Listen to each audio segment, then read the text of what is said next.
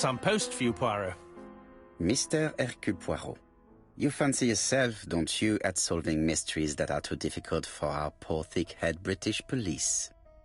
Let us see, Mr. Clever Poirot, just how clever you can be. Perhaps you'll find this nut too hard to crack. Look out for handover on the 21st of the month. Yours extra, ABC. Oh, it's some sort of joke. Maybe, but please remind me to inform Chief Inspector Japp.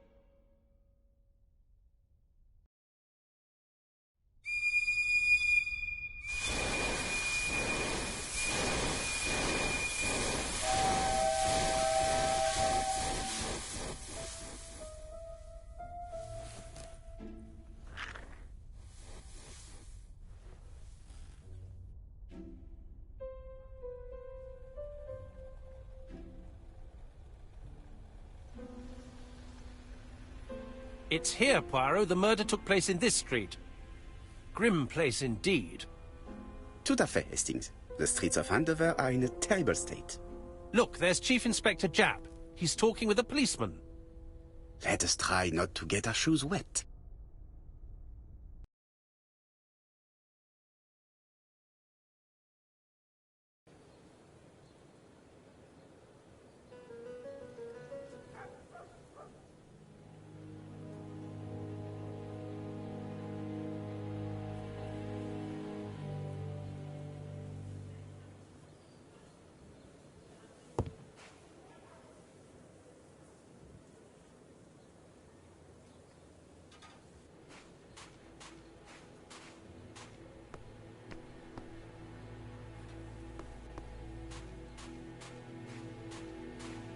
Don't dilly-dally, Poirot.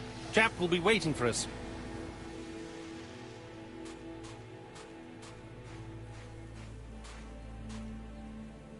Over here, it's Hastings and Poirot. You missed the 9 o'clock train? We took the 10:30. Luckily, the service is good to Andover. So, Chief Inspector, what do we have? The victim is called Alice Asher. She owned this tobacco shop. She was killed yesterday with a blow to the back of the head. At what time? Let me just check.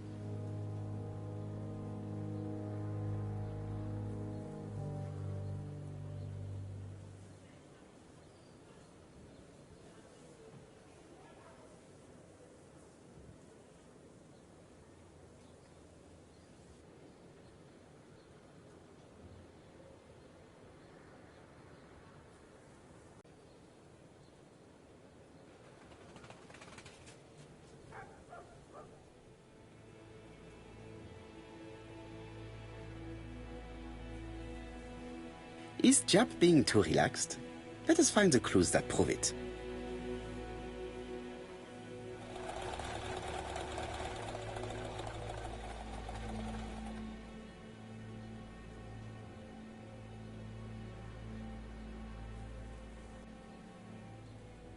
chap is in a good mood.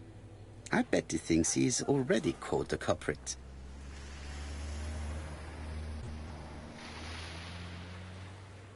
The last customer to see Mrs. Asher alive left her shop at 5:30. The body was found at around 11 in the evening by an officer doing his rounds. The shop door was open. That's what alerted him. Had anything been taken? A little tobacco maybe, but you'd hardly murder for a few smokes.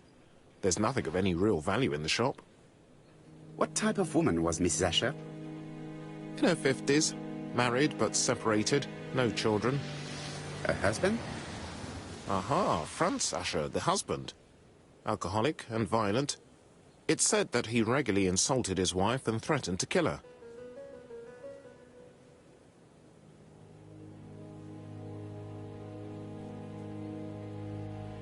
Do you think he's guilty? We'll look for Franz Asher. If he doesn't have an alibi, the case is closed. A very unoriginal murder. Peut-être. May I examine the crime scene? Of course, old chap. I'll be with you in a minute, Poirot.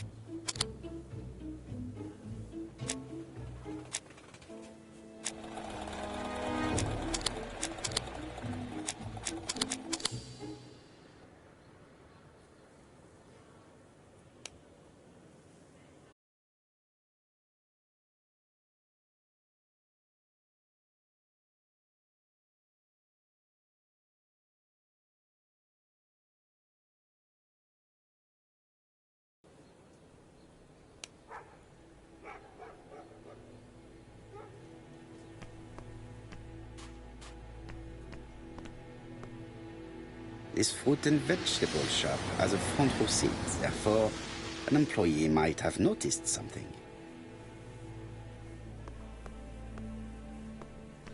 This fruit and vegetable shop.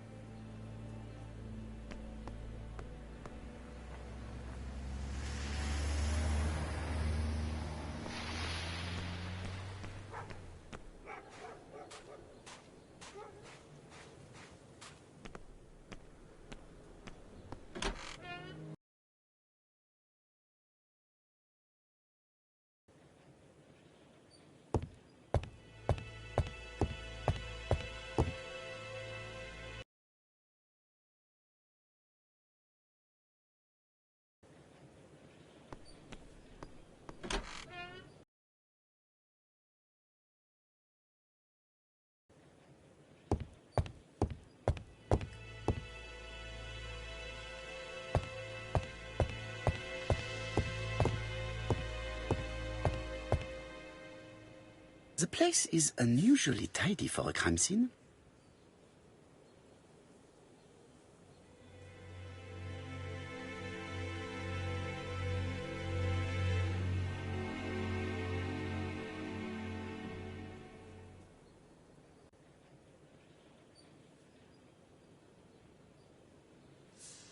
Nothing suggests any sign of a fight.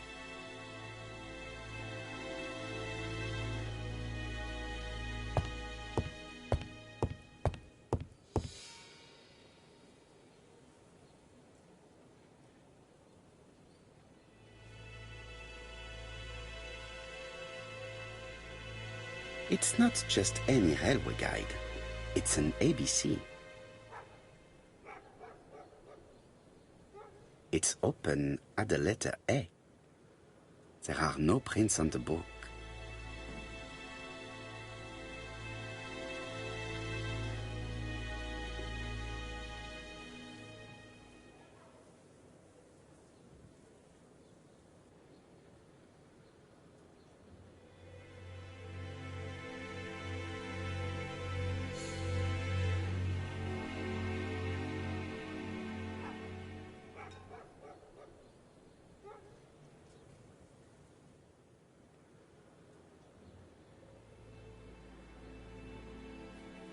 Red liquid is oozing out.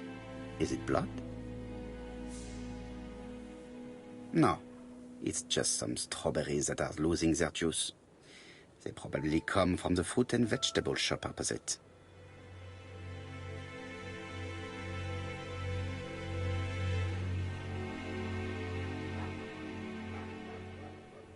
The counter is covered with fingerprints all on top of one another. Unfortunately, it will not be possible to use them.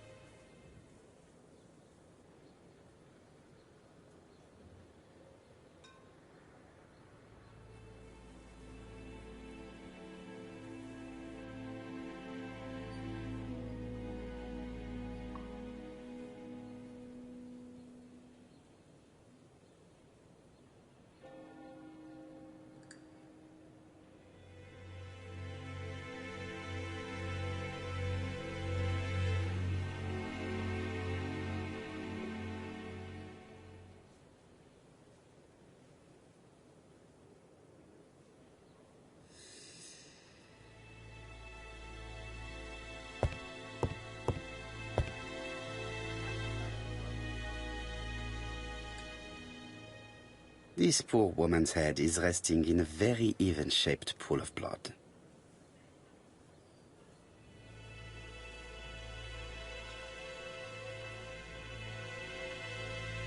She has a packet of Play cigarette next to her hand. Did she drop it when she fell? She just has one wound on the back of the head. There are no other wounds or signs of a struggle.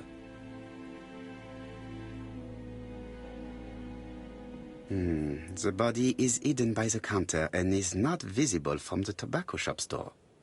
Many customers must have thought that Mrs. Asher had popped out.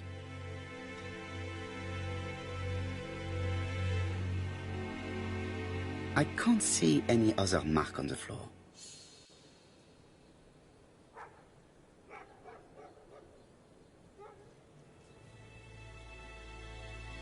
There are cigarette packets in a mess on the shelf.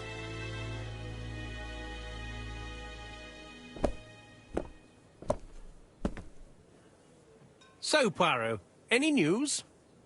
So, an ABC guide with no fingerprints, but prints all over the counter. Normally, the tobacco shop does not sell ABC guides. Exact. Mon ami, could you have a word with the neighbors? Some may have seen something. Of course, my friend, I'll do it straight away.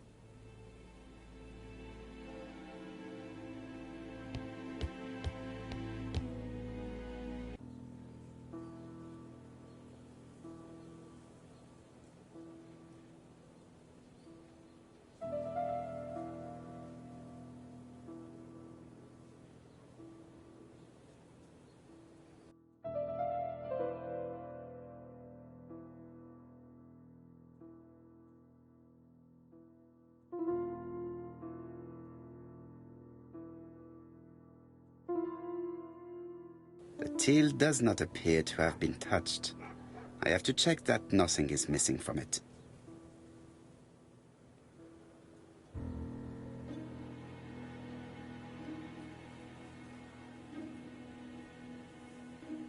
It would be best to examine the rest of the till.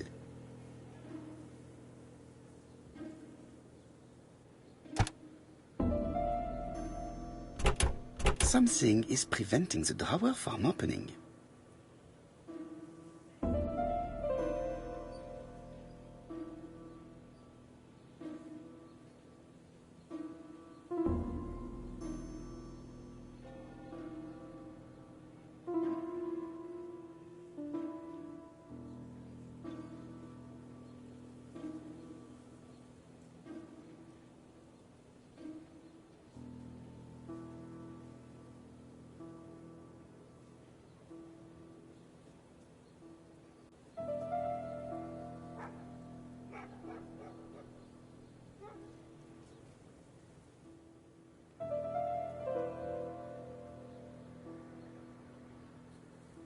It is blocked by something.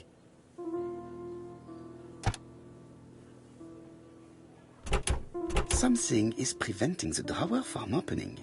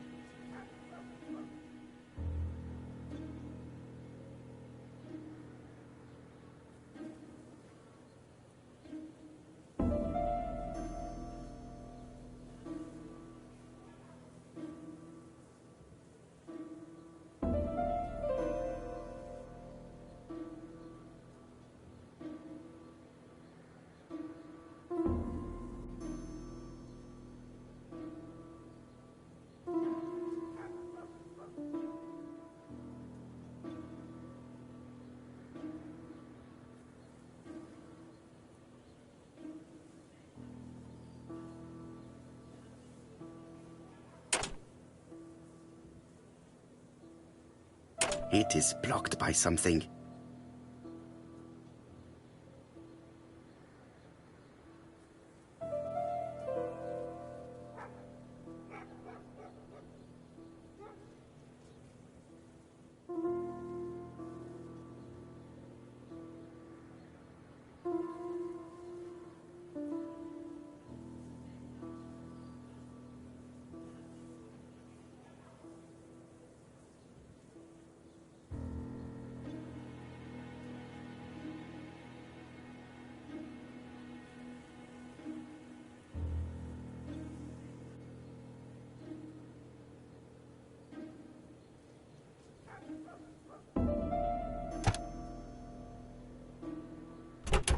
Something is preventing the drawer from opening.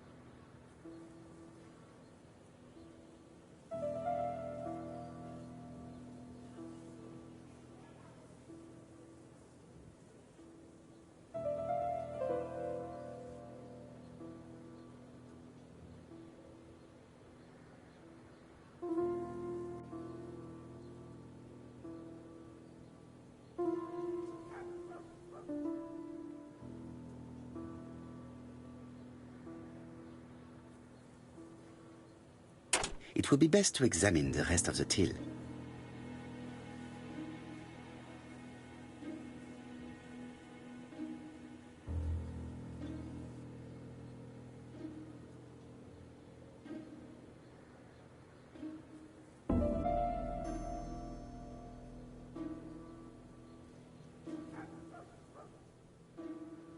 It is blocked by something.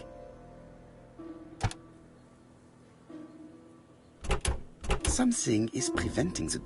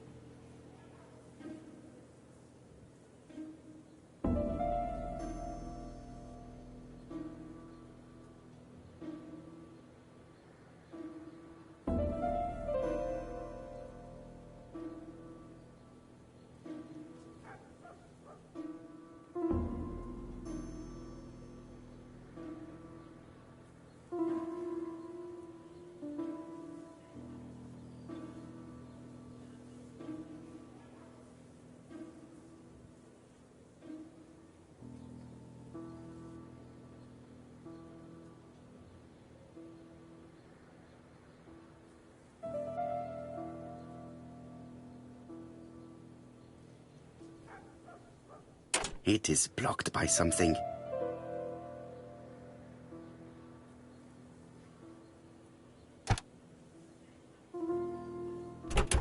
Something is preventing the drop.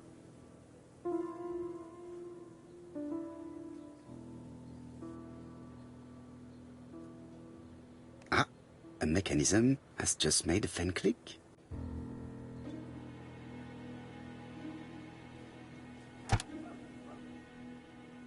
The till is full of money, but there is something strange.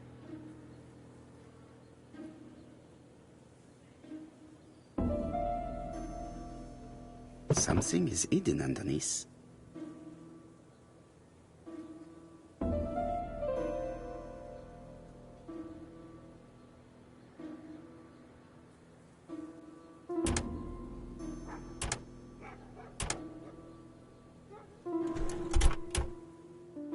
This must be the key to the back of the shop.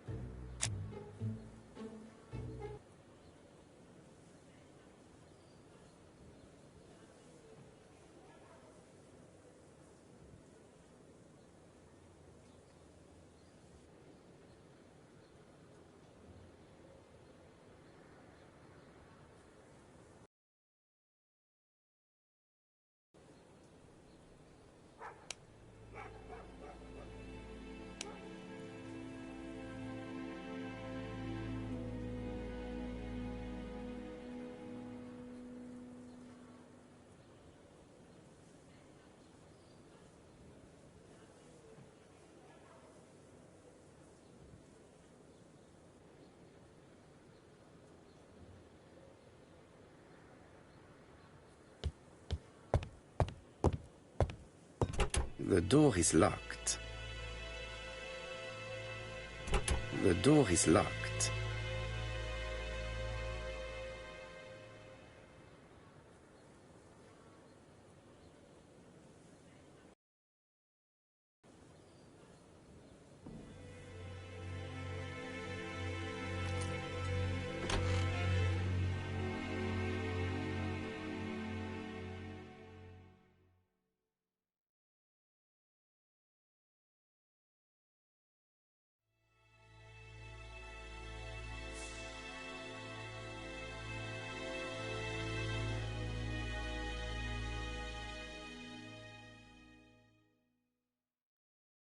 An inscription in German. Souvenir of our honeymoon in the Black Forest. To my Alice forever, Franz Asher. The Ashers were a lovely couple when they were young.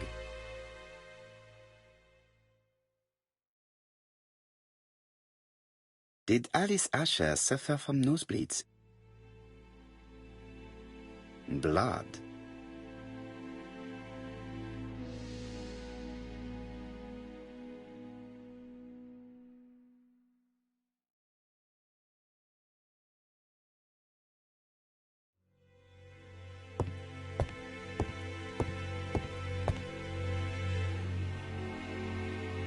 What a strange box. It looks like you have to slide the slats of wood to open it.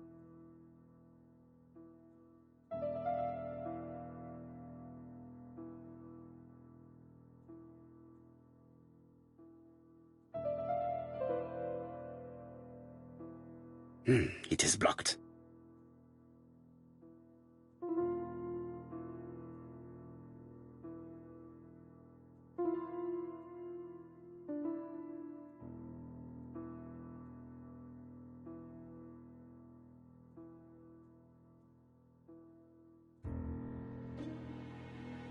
It is blocked.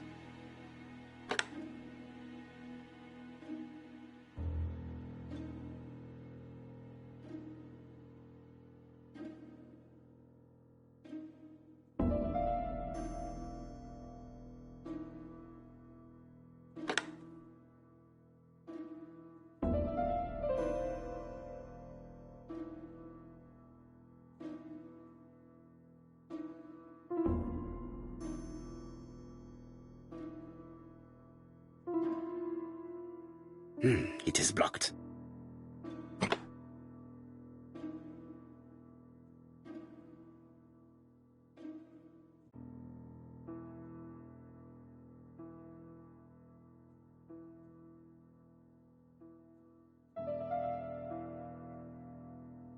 It is blocked.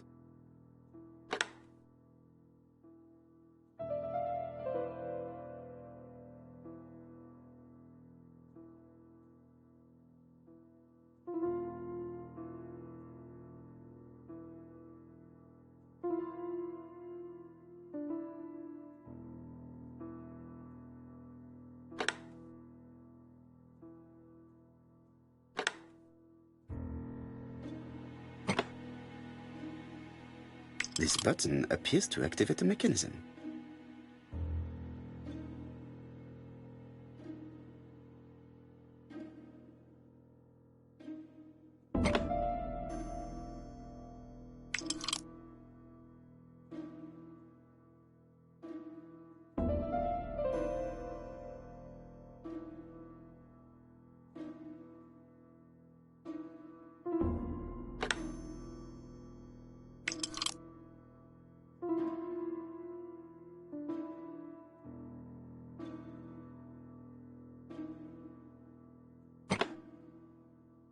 That should do it.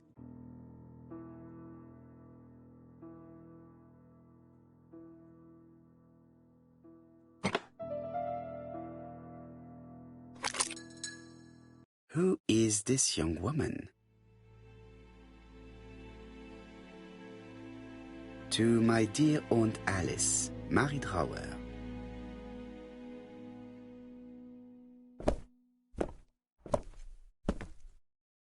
Have you found anything? The victim has a niece. We must find her.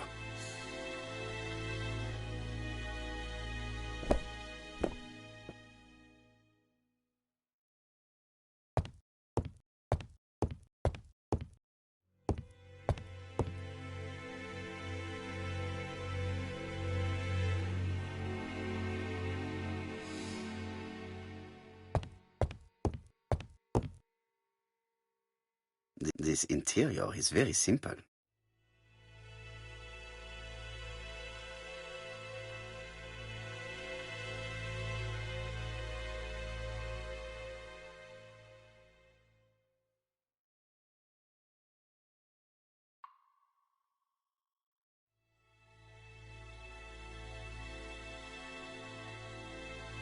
Mrs. Asher lived very simply.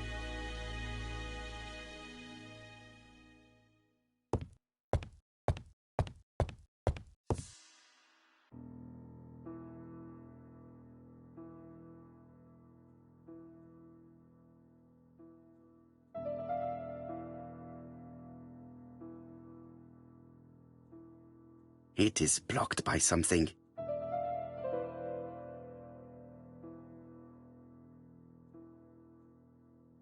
It is blocked by something.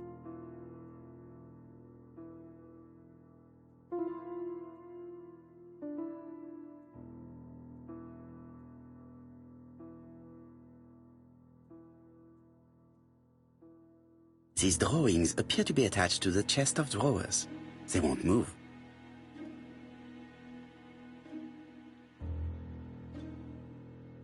Such a pretty decoration should be at the center of the motif to respect the symmetry.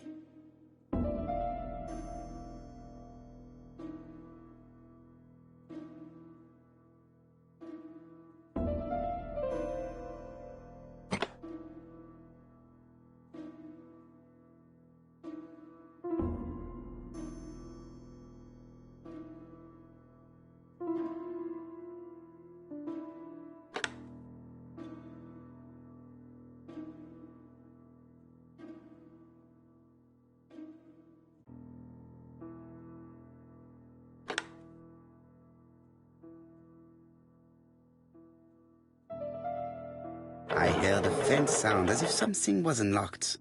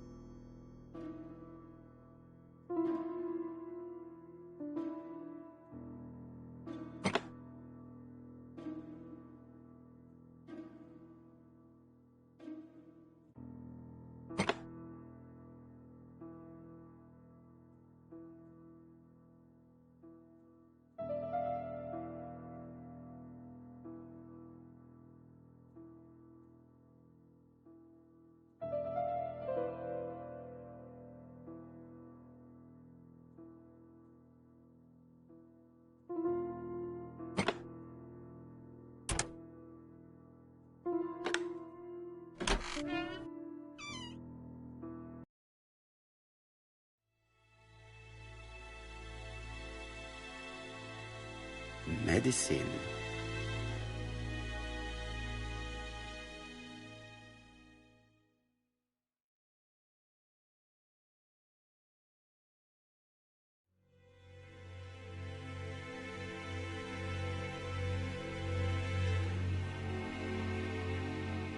Medicine.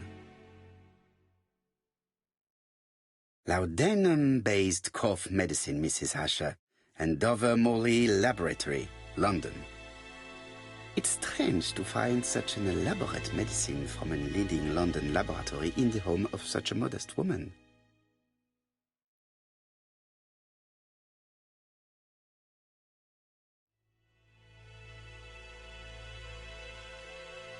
From Mr. Adam Flint, Royal Bank, Eastfield Road, Andover, to Mrs. Alice Asher, 5 Bishops Road, Andover. Dear Mrs. Asher, further to your request of 12 February 1935, I have informed my superiors of your wish to apply for a loan to acquire the lease of the shop you rent from Mr. Fairfax.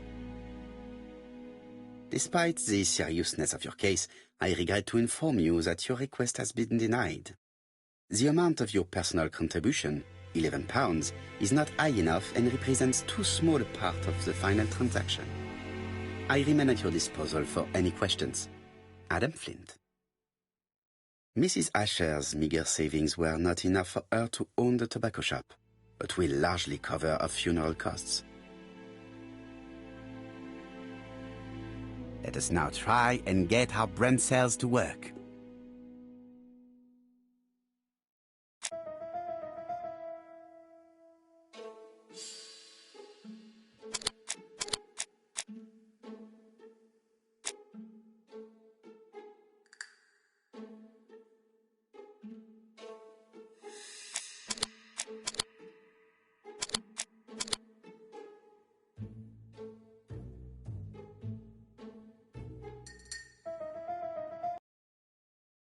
The motive is definitely not financial gain.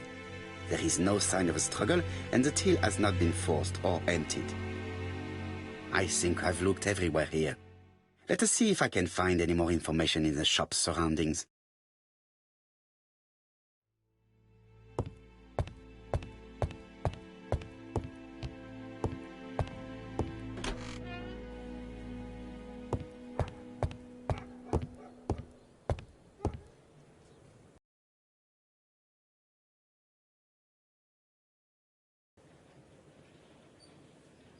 £4 a letters, a lovely large letters, £4 only.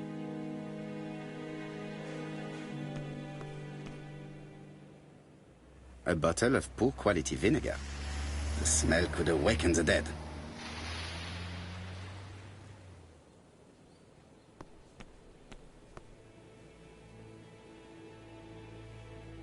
This woman appears to be a smoker.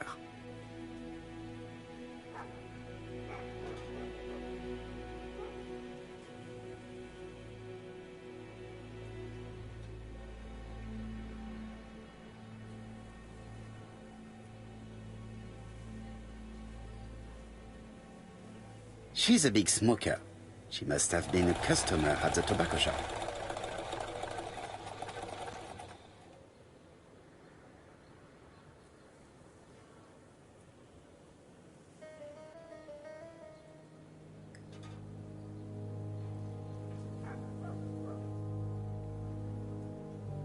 Did you know Alice Asher well?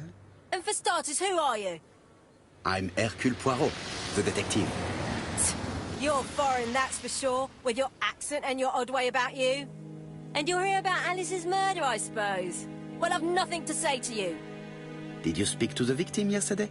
No, I never saw her.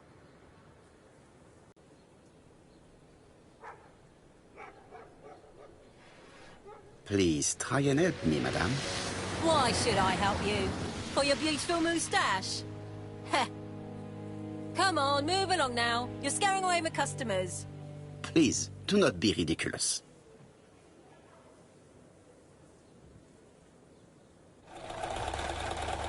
I know that you went to the tobacco shop yesterday. Well?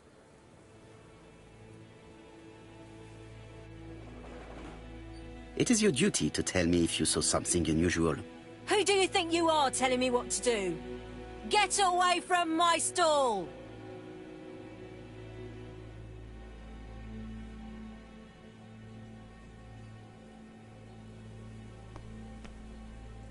Oh, you again? I've nothing to say.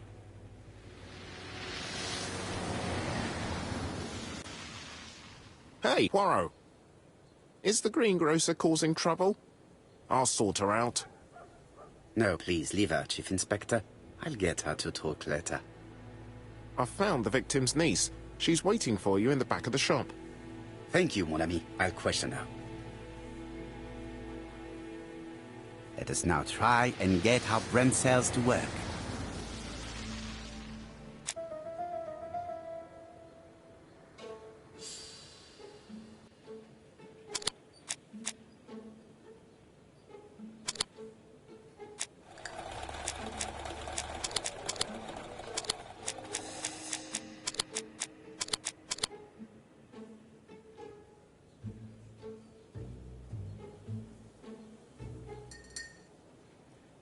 Mrs. Asher was killed here. The absence of marks in the shop and the regular shape of the blood stains indicated beyond a doubt.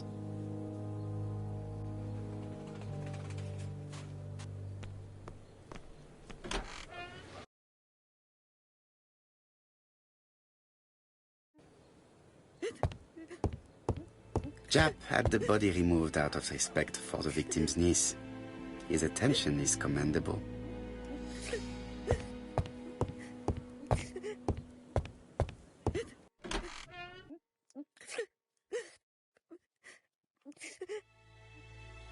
Is her grief sincere?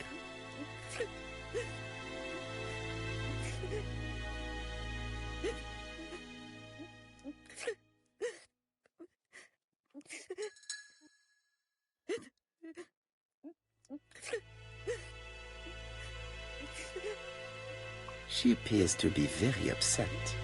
She's dressed in mourning. She looks fragile.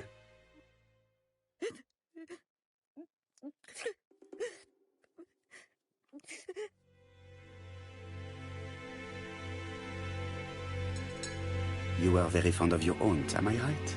She was the only family I had since my mother died.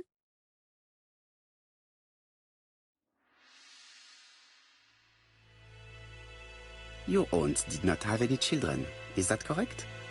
No. She was separated from her husband. What do you think about Franz Ascher, your aunt's husband? He never left her alone. Poor aunt. She used to drop by all the time and make a scene.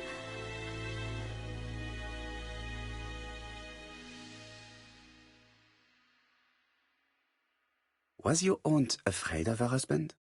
He shouted a lot, but she wasn't afraid of him. Why, he used to slink away when she turned on him. He was afraid of her, if you like.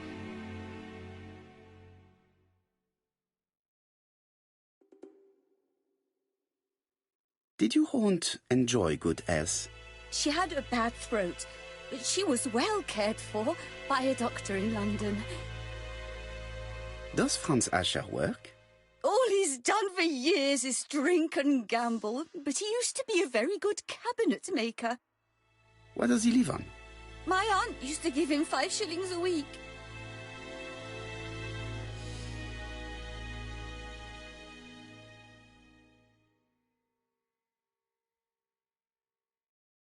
Why did she support such a goods for nothing? He was her husband. She couldn't leave him with nothing. I understand. You have been of great assistance, mademoiselle.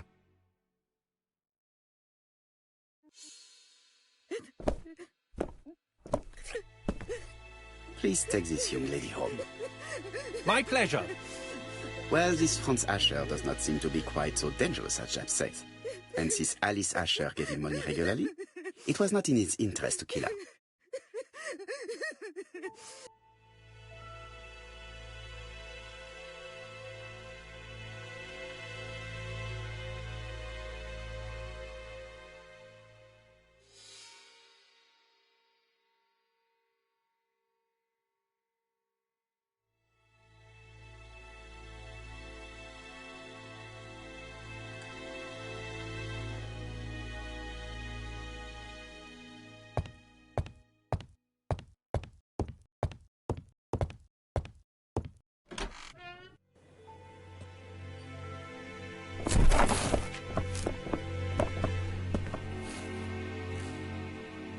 We have to wait for him to sleep it off. He's all yours, Poirot. There are a few things I need to check. There must be some way of sobering him up. I wonder what his wife used to do. He must have scared the customers away.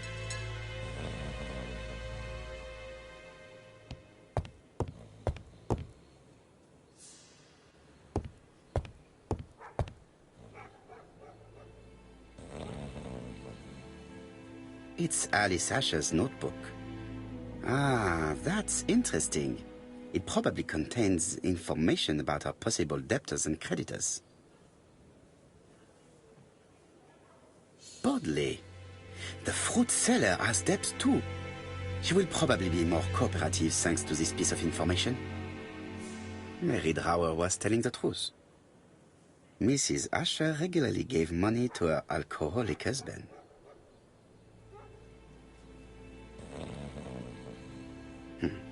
A box of new stockings.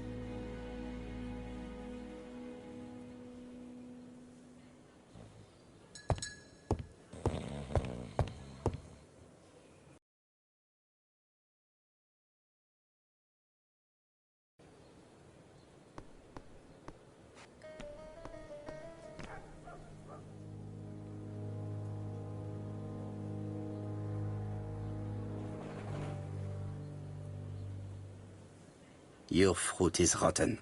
What? A foreigner dares to say that? According to the victim's account book, you owed her £10 for tobacco and magazines. That's a lie. She owed me £1. I swear.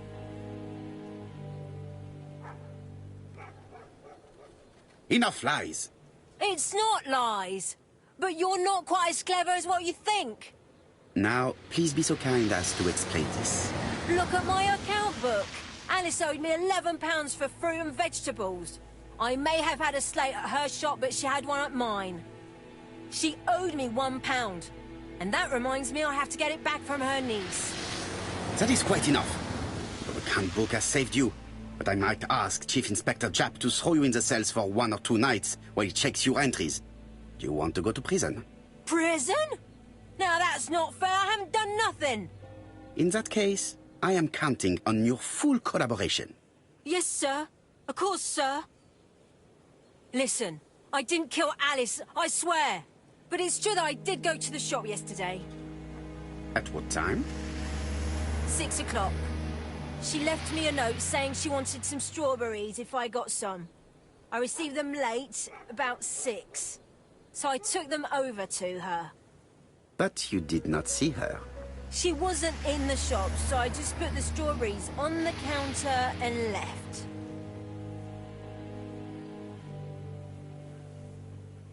Did you see anything unusual in the shop? No. Well, maybe one thing.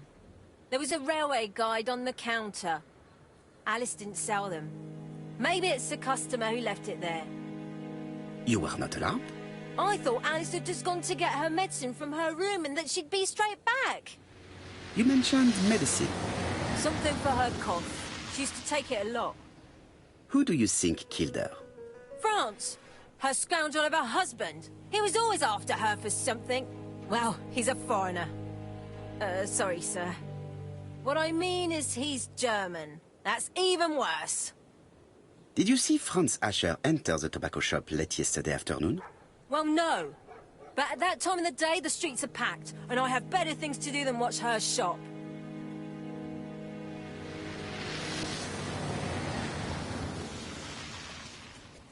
I'll just borrow your bottle a moment. Take it. It's what Alice used to sober up her husband. But try not to empty the bottle. Let us now try and get our brain cells to work.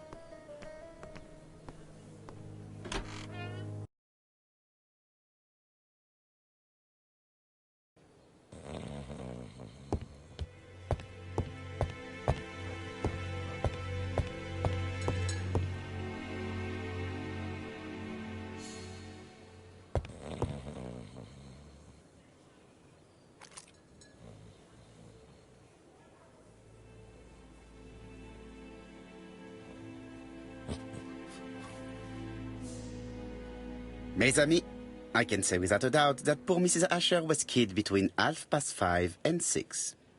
Killed when the street was packed with people. That's rather bold. I've been talking to the neighbours, and... No one's seen anything? Or rather, it's anything and everything. Am I wrong? No. Bien. We must grill this villain Asher before he falls asleep again.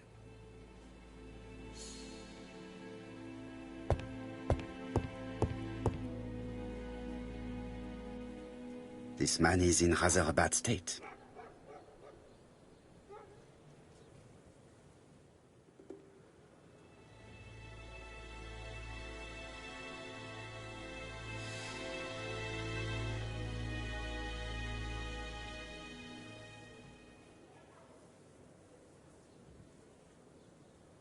This man has been fighting and he smells of alcohol.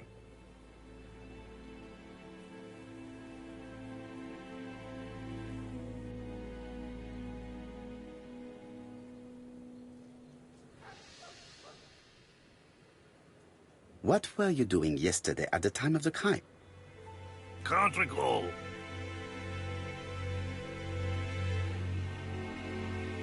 You had been drinking again. The occasional slap, sir, that's all. And you cannot even remember how you ripped the coat? I got it stuck in a door.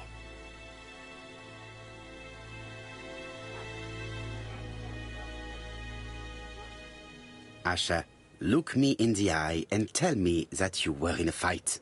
I'm looking. No, I wasn't in a fight. You are right. Looking at the state of you, you did not defend yourself. So someone gave you a good beating. A beating? No way. All right, he tore my coat and gave me a black eye. You see the state of him. Very interesting. Who is the other that you struck? Probably best if I tell you everything. Yesterday afternoon, I met Roderick Tanner. We'd bet on a dog fight together. An illegal bet, naturally. Yes, sir.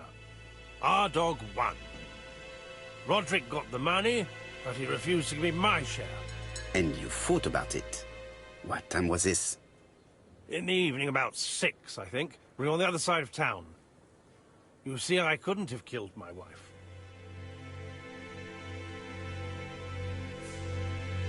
Let us now try and get our brain cells to work.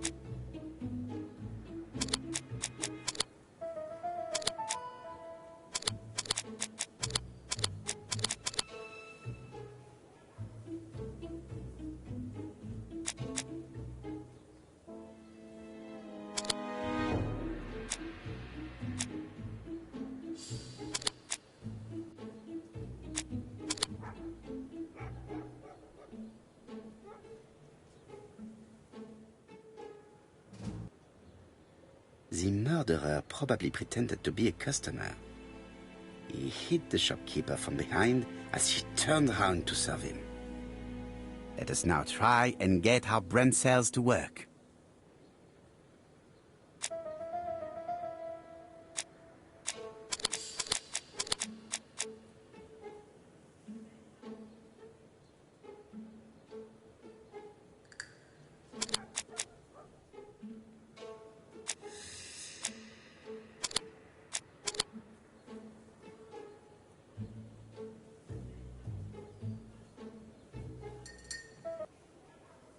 The murderer deliberately left behind this ABC as a signature. The absence of fingerprints and the fact that it is open at letter A for Andover leaves little doubt. Asher's alibi appears to be confirmed. All the same, I'm going to call and check that he did have a fight with this Tanner on the afternoon of the murder. You can never trust this sort of chap. One thing is certain, Asher was a ruffian who used to beat his wife. but he is not very educated. It certainly was not him who wrote the letter signed ABC. Let's resume, Hastings. We know the murderer pretended to be a customer. He did not kill her for money, that appears to be certain. I agree with you on that point. And the murderer left an ABC guide as a signature. Therefore, it's likely he wrote the letter. Indeed, but that doesn't explain why and how he did it. You are quite right. Why he did it is a mystery. But as for how he did it, we do know enough to try and reconstruct the events.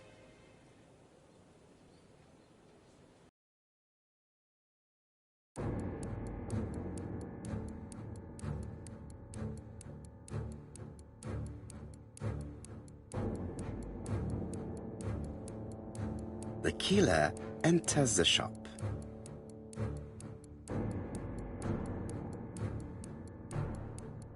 Mrs. Asher turns around to greet her customer.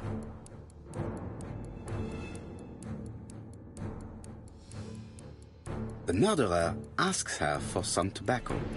She turns her back to him. He seizes the opportunity to strike her.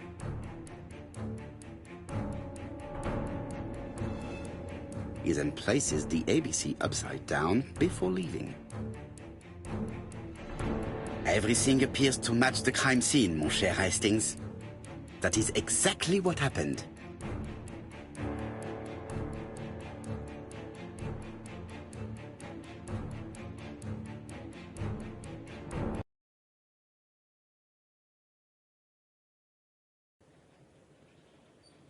Asher has a strong alibi and we don't have any other suspect.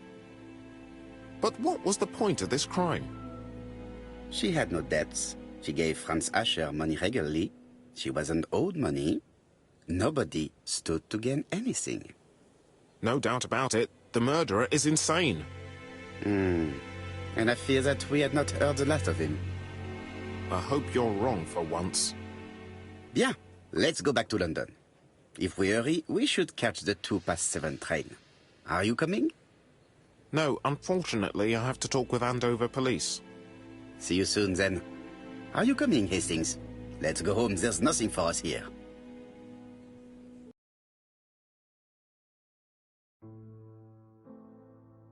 Well, do you have any idea about the killer's identity? The crime was committed by a man of medium height, with red hair and suspicious eyes. He has a slight limp on the right foot and a wart just below his shoulder blade. Poirot! Mon ami, what do you want? You fix upon me a look of dog-like devotion and demand of me a pronouncement à la Sherlock Holmes. Now for the truth. I do not know what the murderer looks like, nor where he lives, nor how to set hands upon him. What shall we do, then? Nothing. Nothing? Do not be so impatient, Hastings. The killer will manifest himself soon enough. I thought I heard the postman. Maybe there's some news. I will go and see.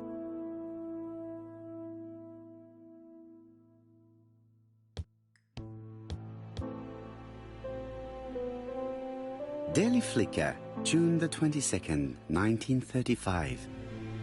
Battle over control of bank system. What will the government do for money? Andover, murder of a tobacconist.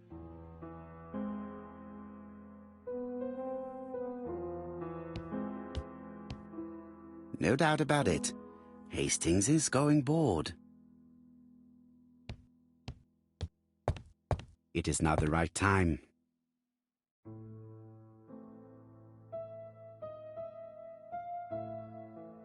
Ah, some cool air.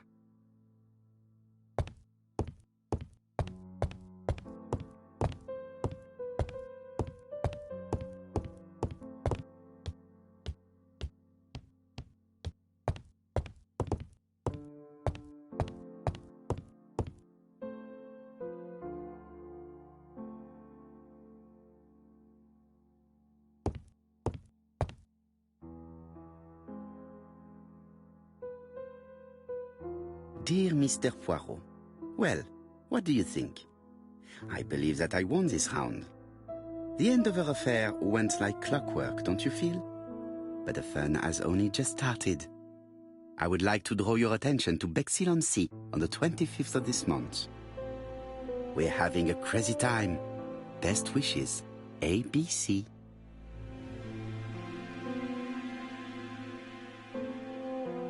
The next crime will be in Bexhill. We must warn Jap to Scotland Yard. Did the letter indicate anything that might help the police? To be honest, I think we can already guess something about the next victim. But I need to think about it a little more.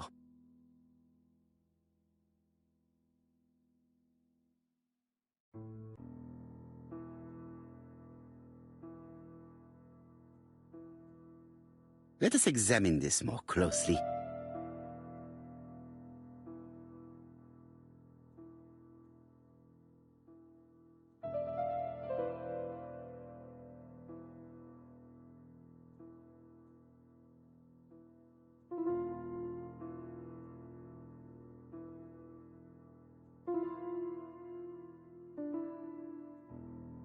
Certain characters in the two letters may have similar defects.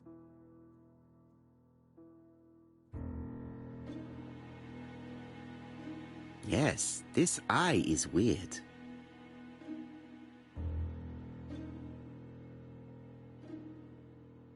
Yes, the A appears to be quite unusual. That's right. The A characters in the two letters do indeed have the same defects. I have to find some other similar defects to confirm my theory.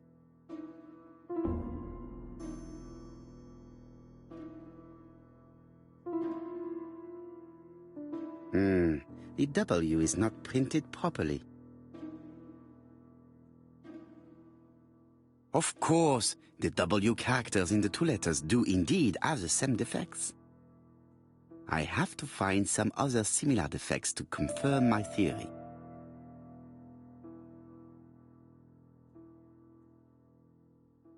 Let us examine the characters in this word.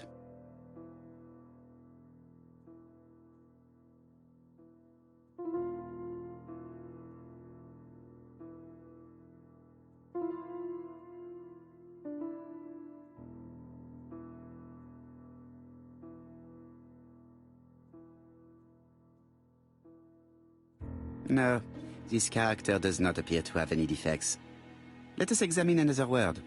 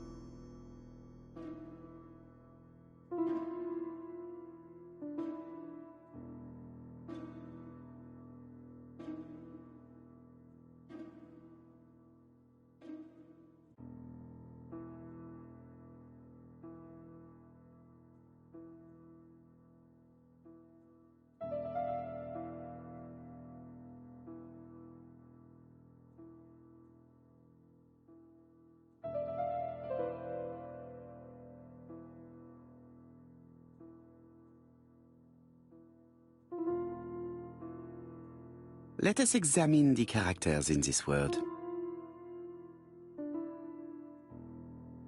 Right. Let us compare this with the other letter.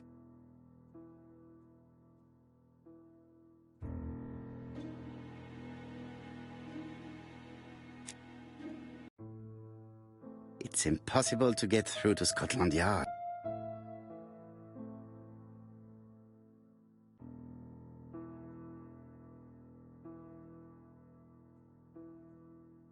Let us examine this more closely. Certain characters in the two letters may have similar defects. Let us examine the characters in this word. Right. Let us... Yes, this I is weird. Yes. The I characters in the two letters do indeed have the same defects. I have to find some other similar defects to confirm my theory.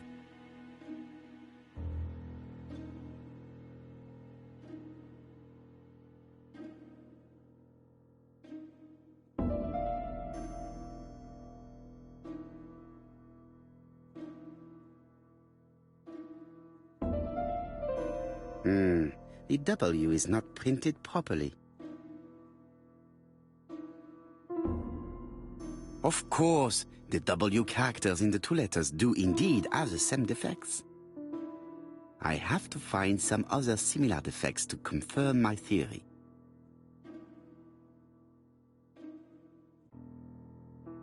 Yes, the A appears to be quite unusual.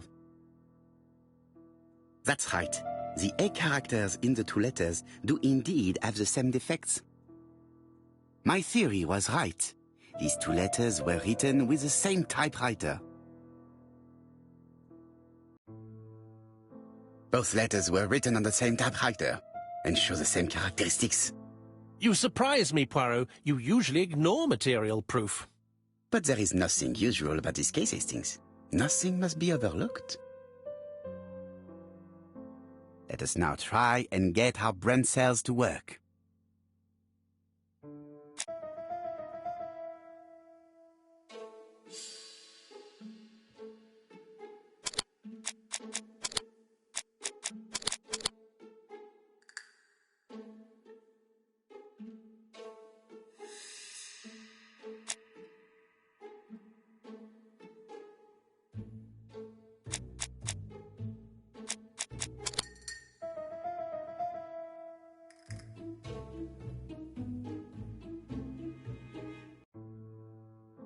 So, Poirot, have you found something?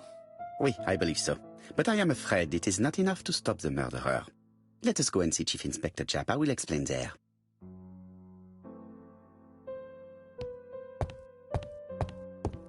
It's impossible to get through to Scotland Yard.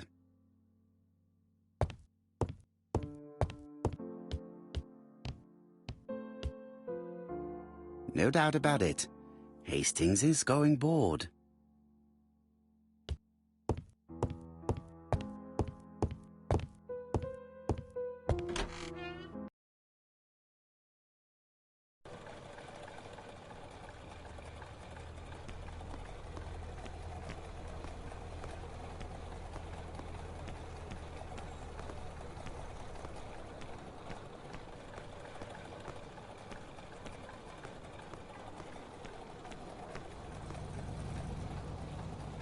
It is not the right time to go home.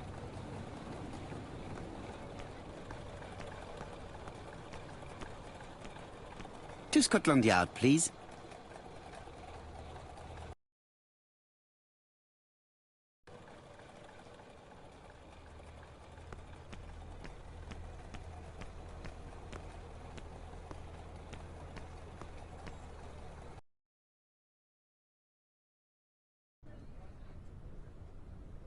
Like all hunters, Hastings has always been fascinated by weapons.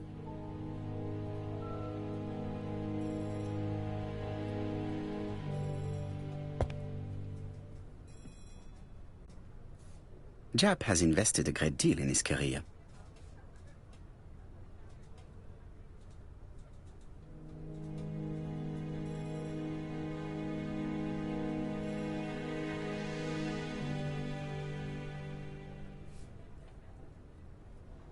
Japp is an investigator greatly respected by his peers.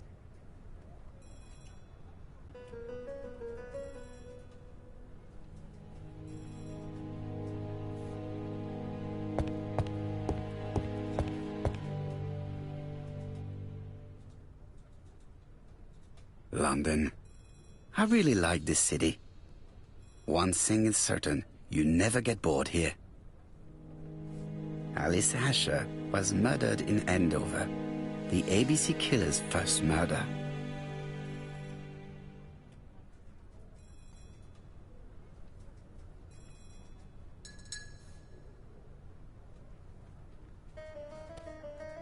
Japp appears to be snowed under.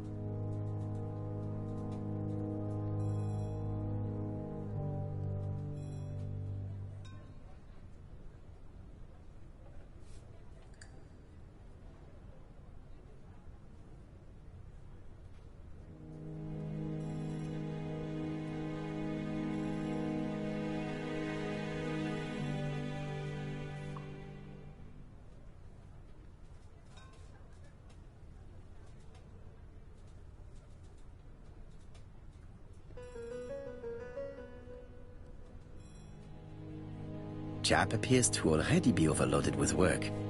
My news is not going to improve matters. Bonjour, Chief Inspector. I am afraid we have some bad news. I have just received another letter signed ABC.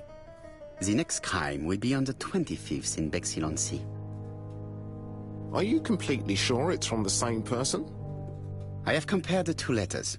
There is no doubt about it. I suppose you think he's going to carry out his threats. I fear so. Good God, Poirot. Bexhill is very busy at this time of year, and we have no idea who the next victim will be.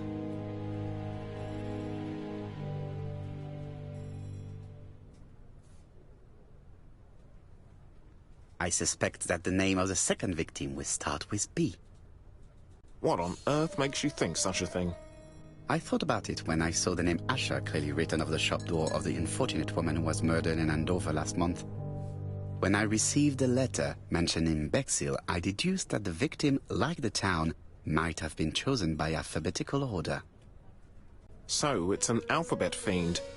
I'm going to have a list drawn up of all the people whose name starts with B. I hope there aren't too many of them.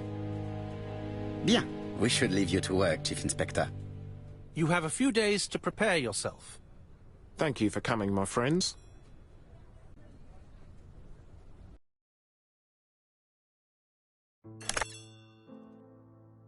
Poirot? Chief Inspector Jap, your call does not bode well.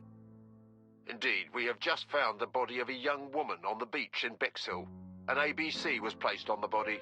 We'll be there as soon as possible.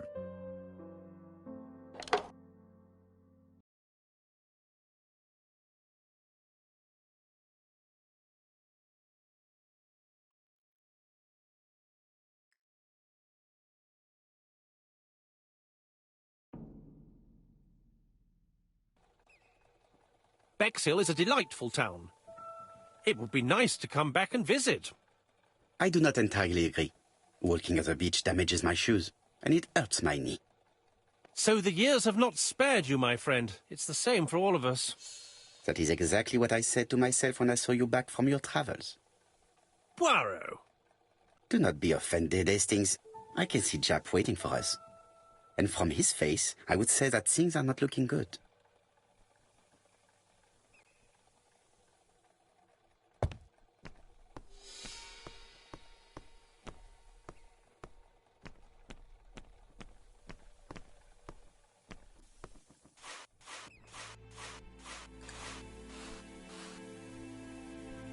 How do you do, gentlemen? Chief Inspector? I fear your admirer has struck again, Poirot. We haven't yet identified the victim, but it's a young woman, 20 to 25 years old. Death occurred last night between 11:30 and 1 o'clock, and we found an ABC guide on the body. Was she pretty? Come on, Poirot, that's rather out of place. It has no bearing on the murder. Are you certain? For women, it is often the most important thing. It often decides their destiny. The body hasn't been moved. You can see for yourself. Has the press been informed? Not yet, but I'm planning to. I haven't yet informed them about the presence of the ABC guide in Andover. Nobody has reported a young woman missing? Not for the moment. No witnesses, I imagine. Indeed. We've asked everybody who may have met a young woman fitting her description last night to come and see us, but I have little hope of gaining anything from it. It's early days, Chief Inspector, and the news may not have spread around the town yet. I hope you're right, Hastings. Hastings appears to be ill at ease. He appeared to be relatively indifferent to Mrs. Asher's murder, but a young woman's murder seems to be troubling him greatly.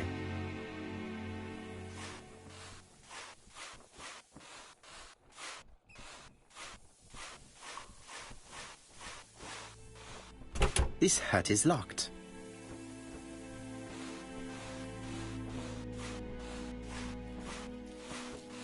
This hut is locked.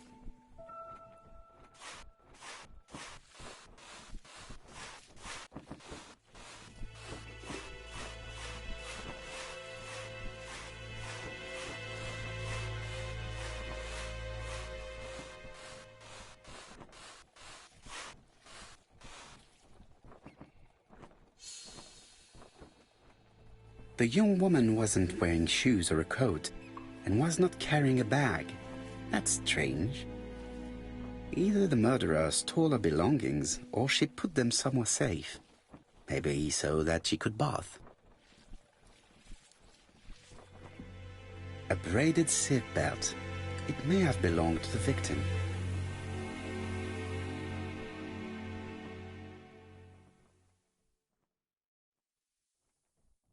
The guide is open at the page for the Bexhill train times.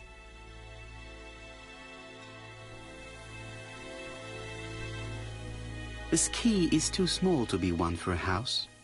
Without a doubt, it is for a padlock. These marks have been left by a rope or a braided cloth. Apart from the marks on her neck, there are no signs of the struggle. She didn't manage to hit her assailant. She was a great beauty. Strange that chap didn't notice it. Let us now try and get our brain cells to work.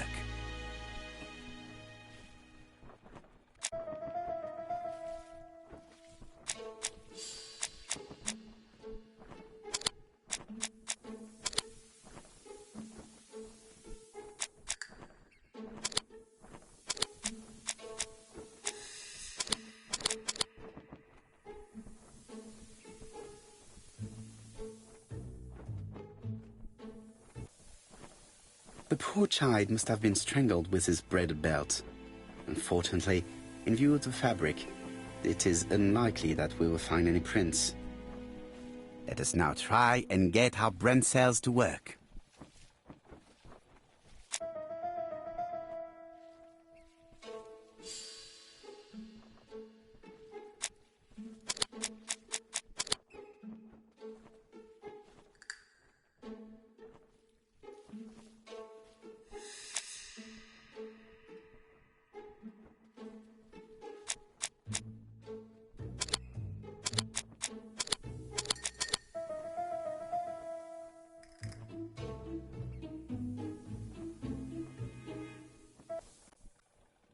The medical officer should confirm that the victim was strangled with her own belt.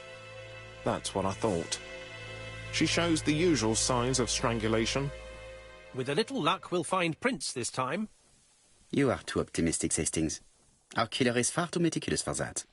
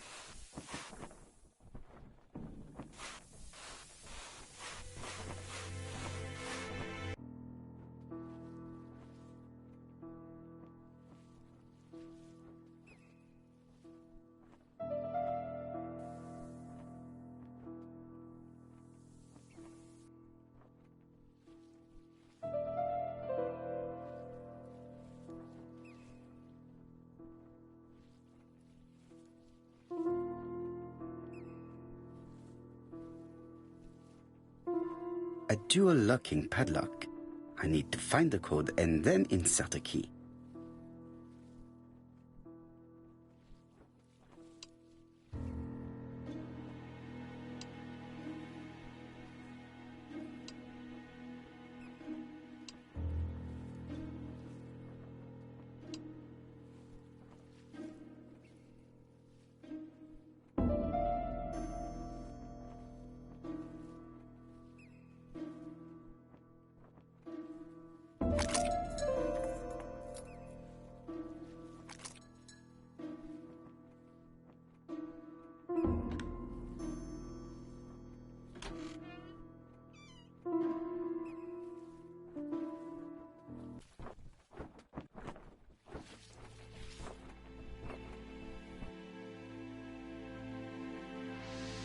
Betty's first day at work. Mom is very proud of you. Elizabeth Barnard, 7 August 1931. So, The young lady did have a name starting with B, and she worked as a ginger cat, an establishment that must be slightly further along the beach.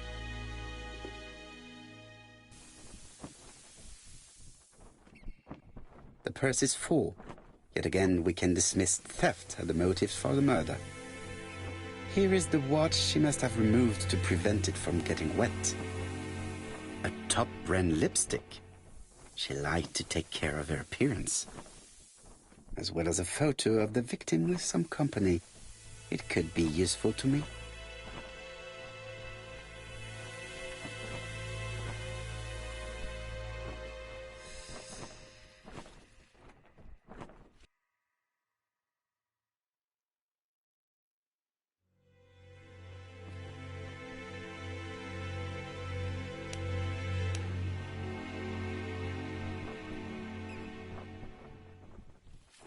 It definitely was here that the victim left her belongings.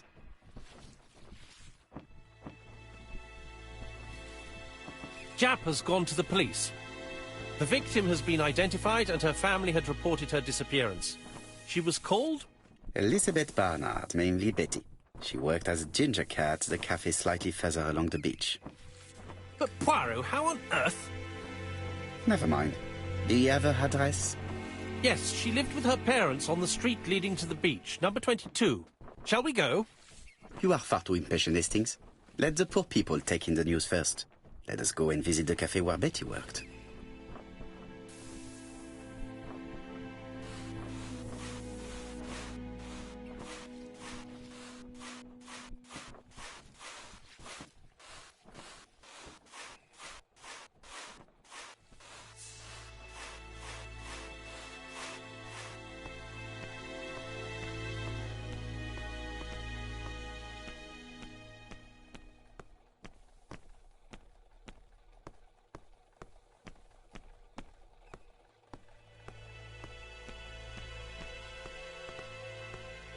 With all these tourists, these shops must be thriving.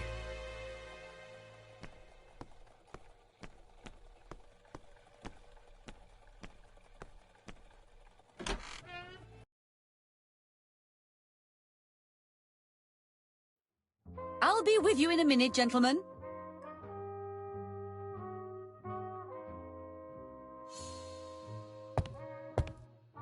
This is a well-laid table. Nothing is out of place and, above all, no creases.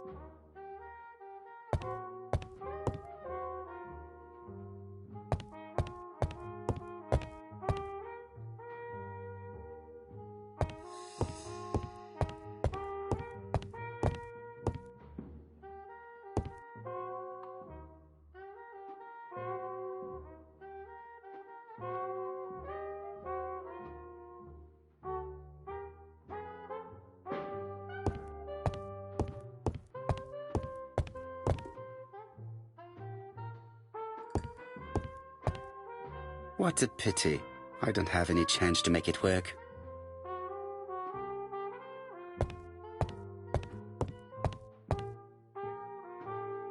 Something tells me that she's the owner of the ginger cat.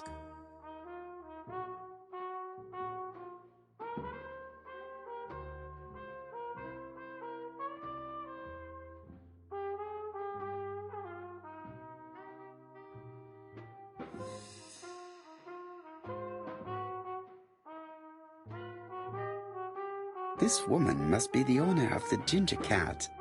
It looks like something is bothering her. How can I help you? A hot chocolate and a tea for my friend, please. I'll bring it straight away.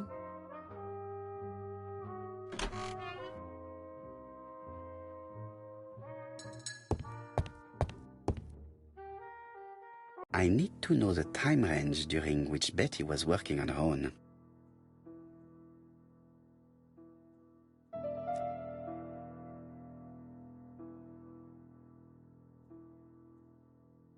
This page won't help me.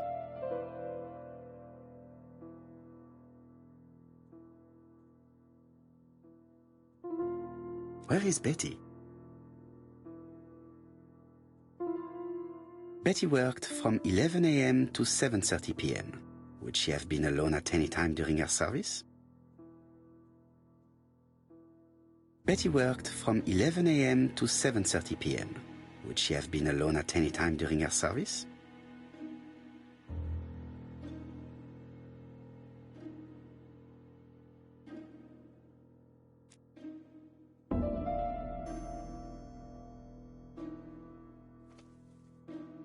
These are the different waiting staff's bills. Which ones were written by Betty?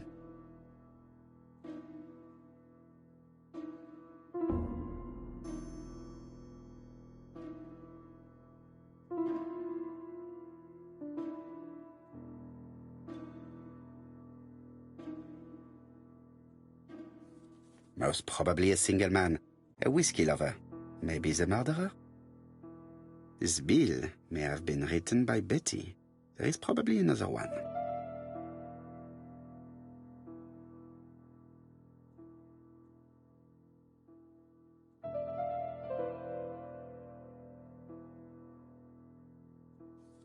No, something's not right. Betty was alone at just one of these two times.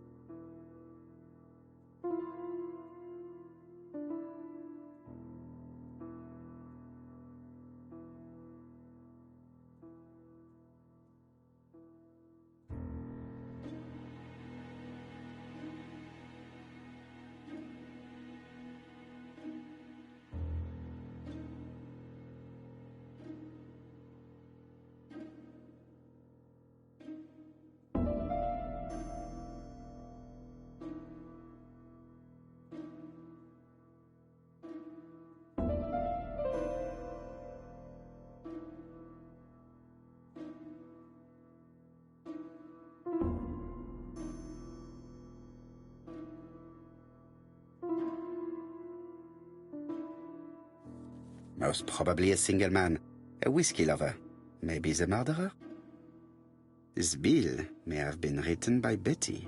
There is probably another one. No, something's not right. Betty was alone at just one of these two times.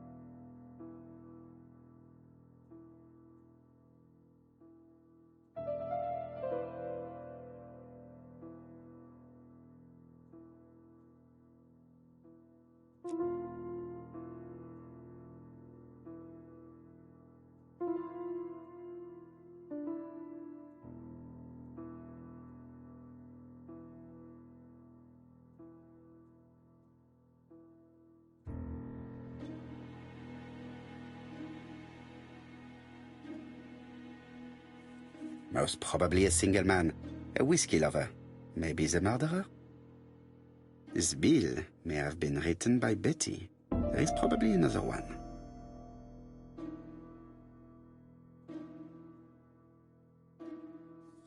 Most probably a family. Betty served a family and a man on his own, a whiskey drinker, maybe the murderer. This information will help me to progress. But, gentlemen, what are you doing? We are searching for clues, mademoiselle. My name is Hercule Poirot. I am a detective, and this is Captain Hastings. Does Betty Barnard work here? That is correct. She should have been here a while ago. Punctuality is the first rule of politeness. I fear that Miss Barnard will not be coming today. She has just been found, dead, on the beach a few hundred meters from the cafe. How awful. Poor young thing. What happened? She appears to have been murdered. This is most distressing. How this will affect my business, I shudder to think.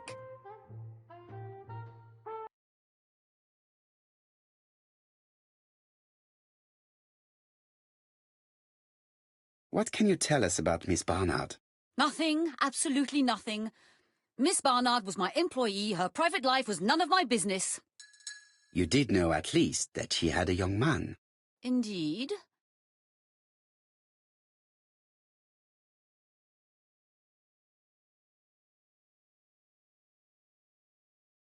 This photo was found. Is this him? Yes, that's him all right. But I haven't seen him for some time.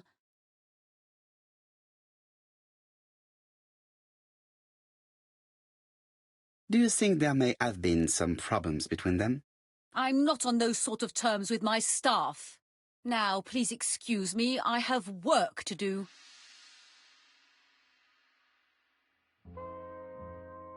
The customer who ordered the whiskey might provide us more information. He may have been the last one to see Betty alive. It is an interesting idea, Hastings. Maybe he is a regular guest. What do you think, mademoiselle? I don't think so. Our regular guests tend to order tea and cakes. At this time of the year, there are a lot of tourists about you never see again. That's what I thought. Time to visit Betty's home.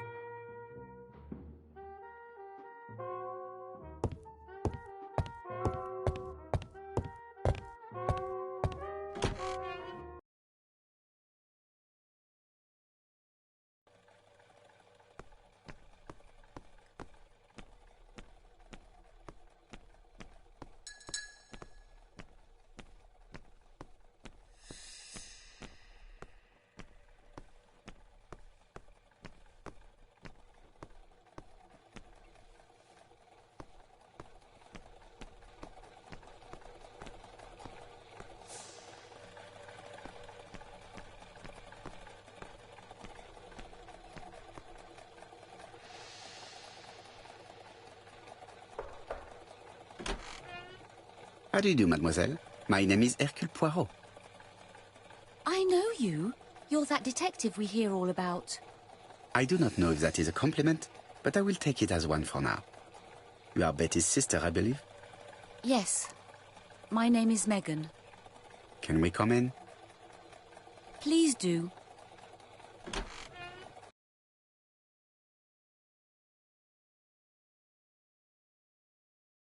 My parents are at the police station. I doubt they'll be up to speaking to you later. Do not worry, we will not bother them.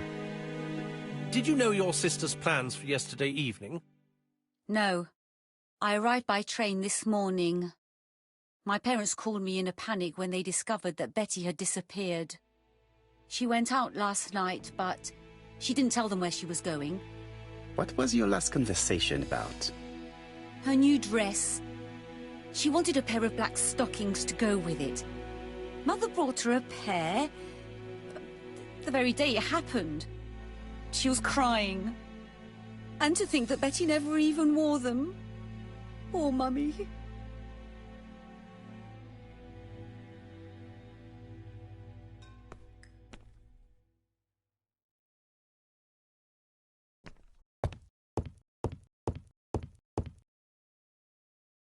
The Barnard appeared to make music a priority in their budget.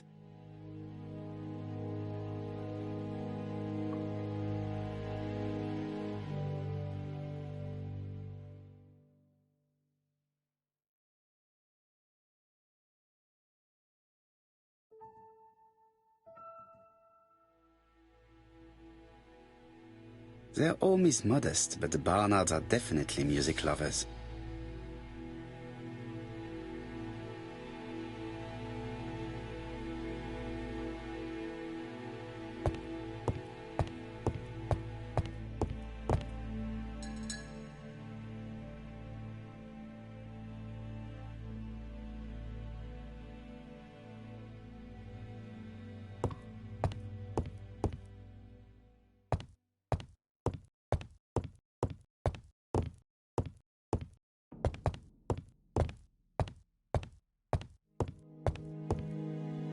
This gramophone is magnificent.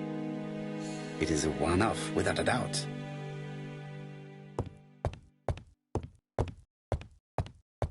Family photos and files.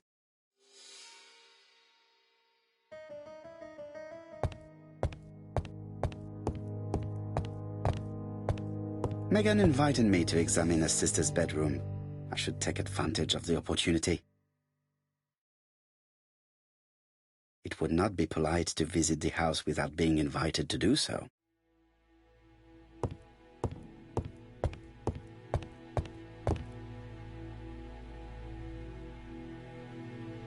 What is she feeling at the moment?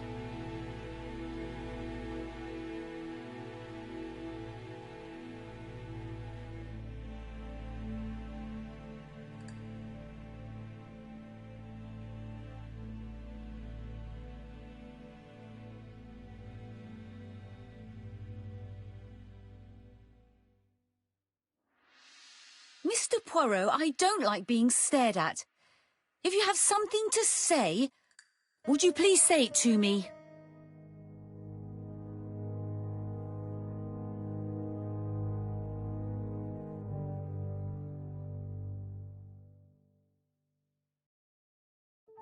Betty's older sister is not just sad, she's angry.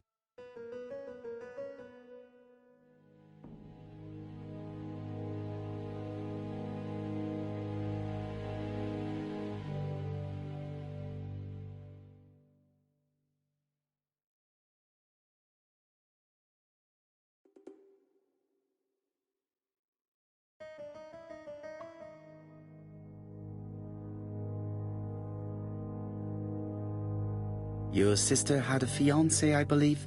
Yes, he's called Donald Fraser. A very nice man.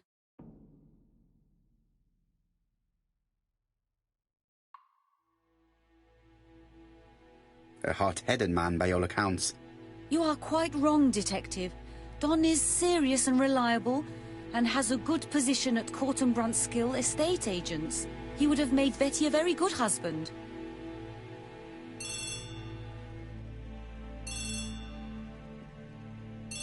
Oh, excuse me, I have to answer that. But of course. Betty's room is opposite the stairs on the first floor. Feel free to take a look if you think it might be useful.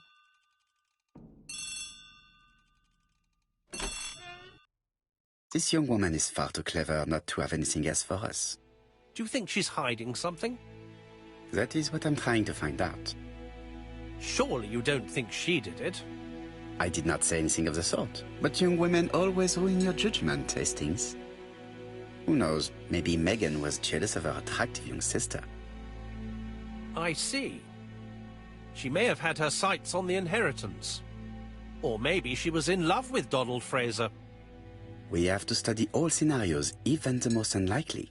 But I doubt that Mr. and Mrs. Barnard are rich enough to justify murder. While I try and get Miss Barnard to talk, I would like you to try and find Donald Fraser. It should be easy to find the estate agents where he works. Bring him to the Ginger Cat. I would like to talk with him before the Chief Inspector finds him.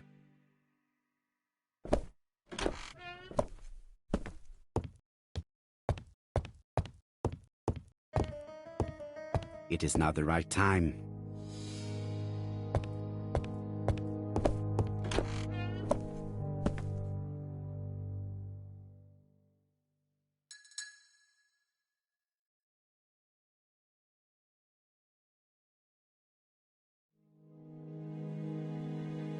Looking at all the clothes she took out, Betty must have had a problem deciding what to wear.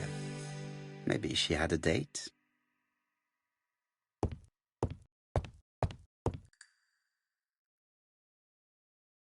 It looks like Betty was also a music lover, the same as her family.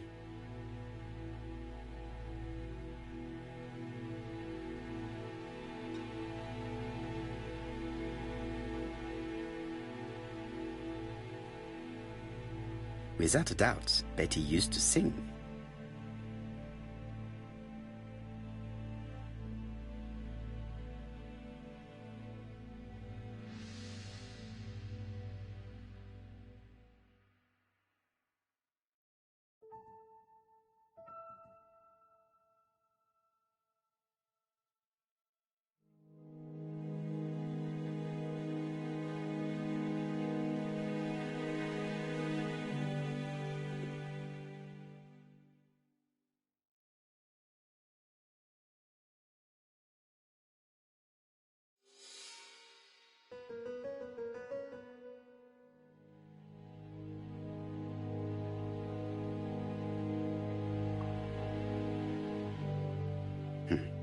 A box of new stockings.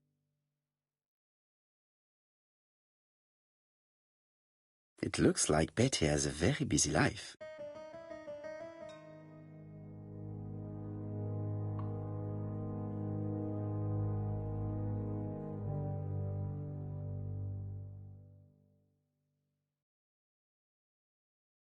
Betty liked luxury and going out, and being as pretty as she was, she probably did not have any problem getting herself invited.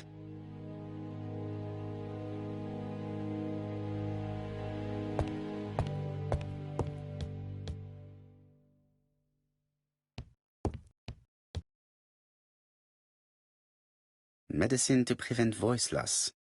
Did Betty have problems with her voice? This small key should be useful to me.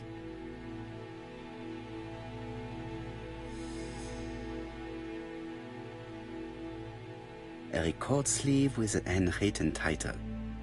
Betty must have recorded the demo. I'd be interested to hear it. Something on this clock bothers me.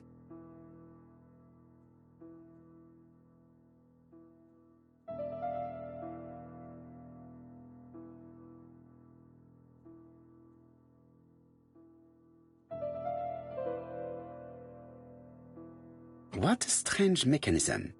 I don't think it serves to turn hands.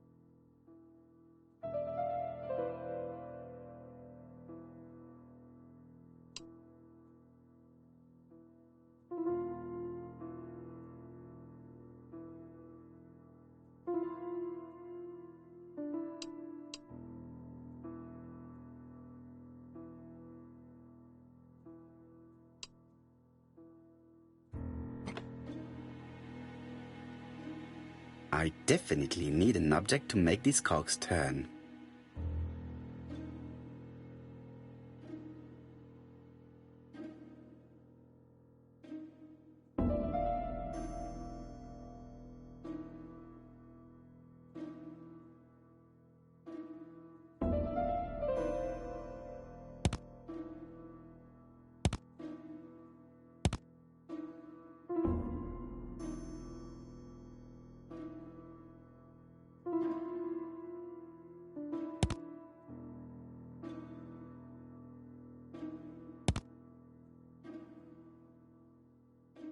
I definitely need an object to make these cogs turn.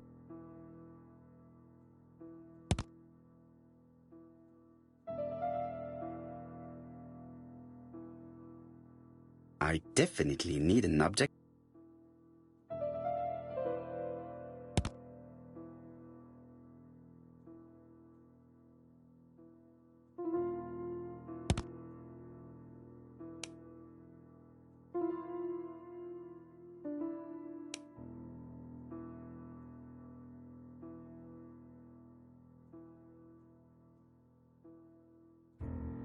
This metal disc is stuck.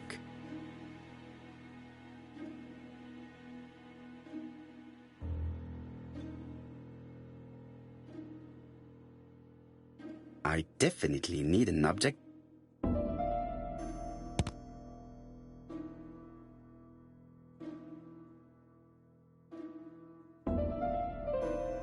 I I definitely need an object to make these cogs turn.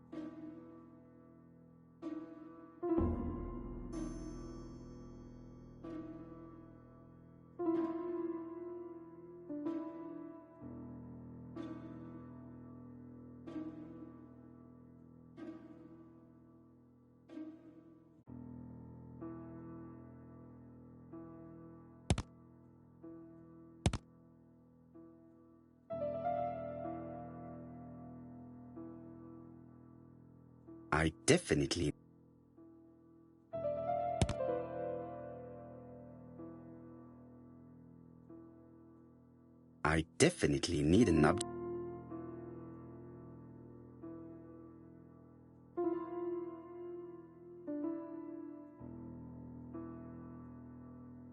I definitely need an object.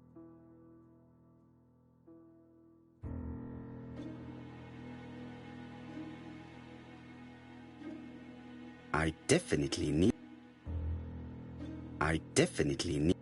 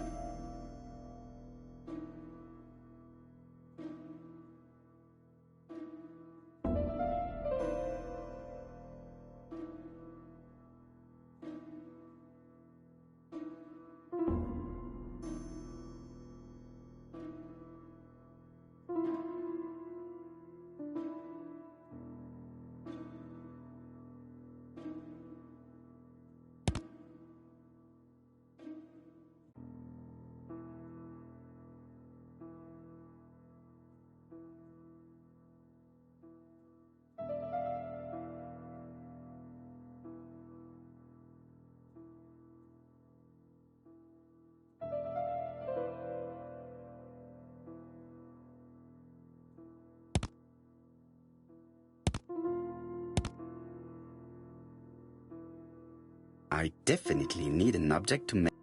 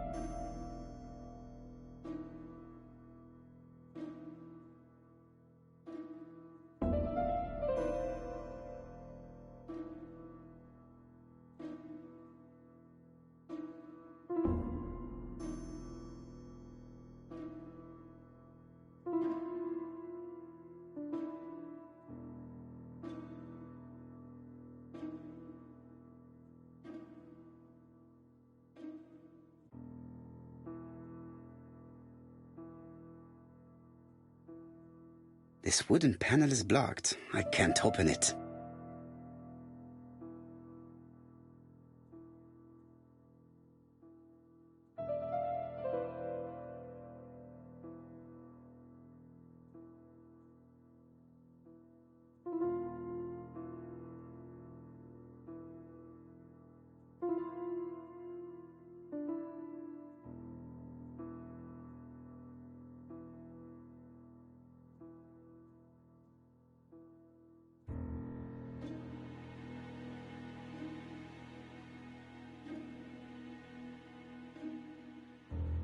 There, that's better.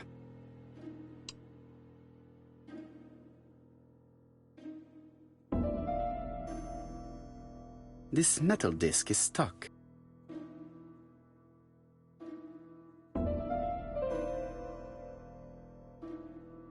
This wooden panel is blocked.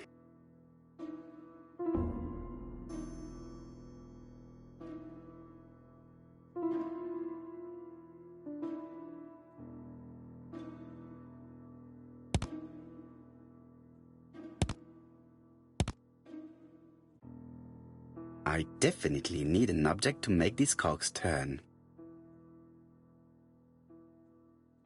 I definitely need an object to make these cogs turn.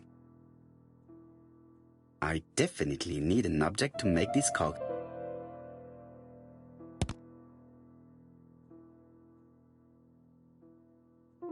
I definitely need an object.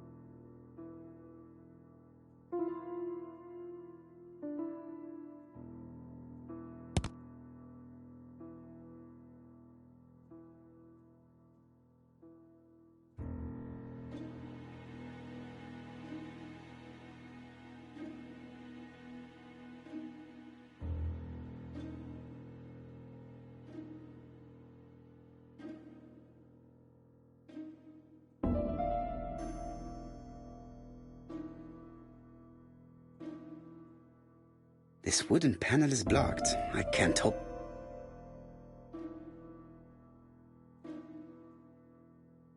This wooden panel is blocked.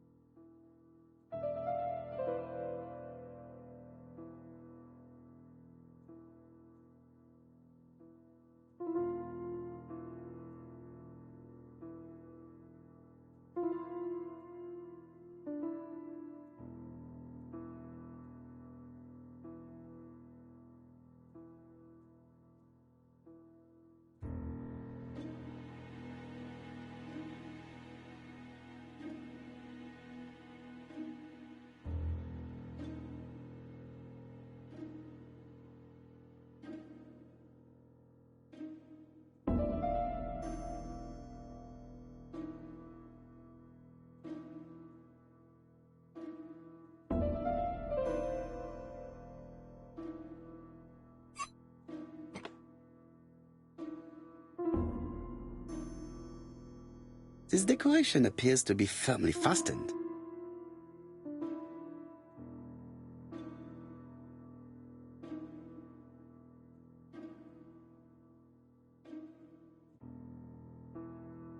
This decoration appears to be firmly fastened.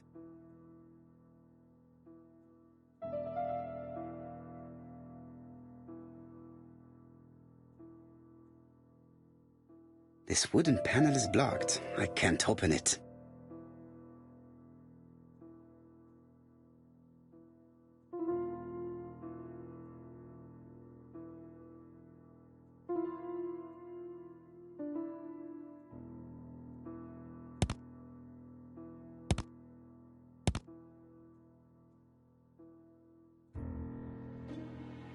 This metal disc is stuck.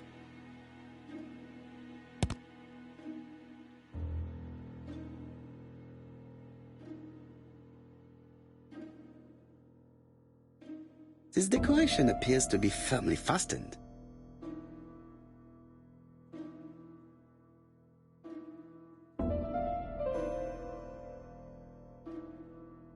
This wooden panel is blocked. I can't.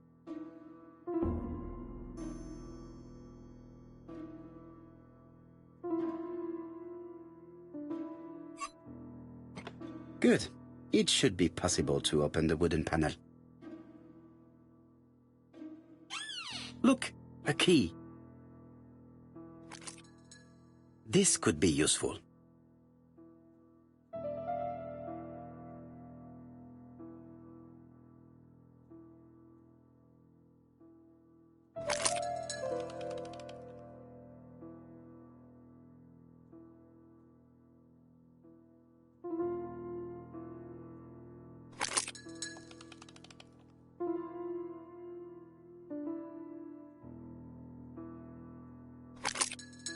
Ah, something clicked on the front of the clock.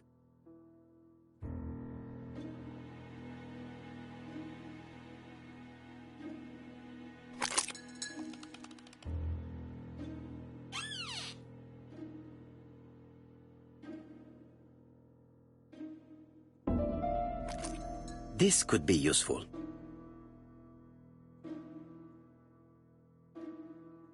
Betty, I enjoyed a wonderful evening in your company, and I hope that we will see each other again very soon. D. My dearest Betty, I know that your art is already spoken for, but you are the most beautiful dancer I have ever had the pleasure of meeting, and I am impatient to see you again. Adrian.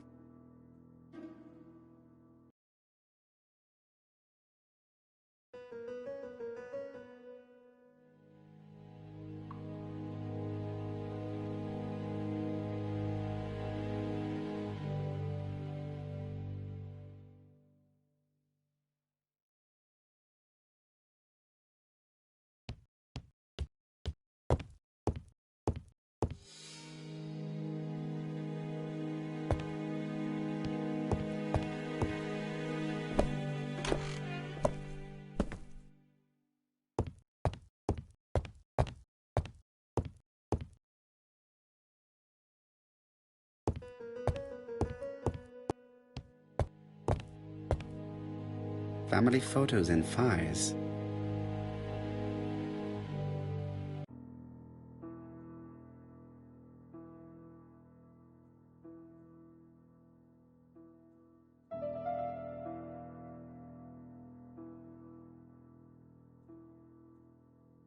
Let us see. What is this cupboard hiding?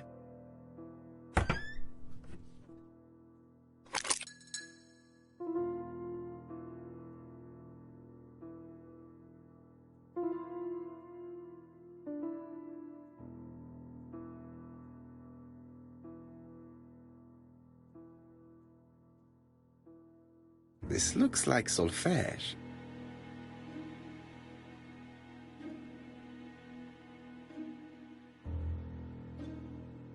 This looks like solfège.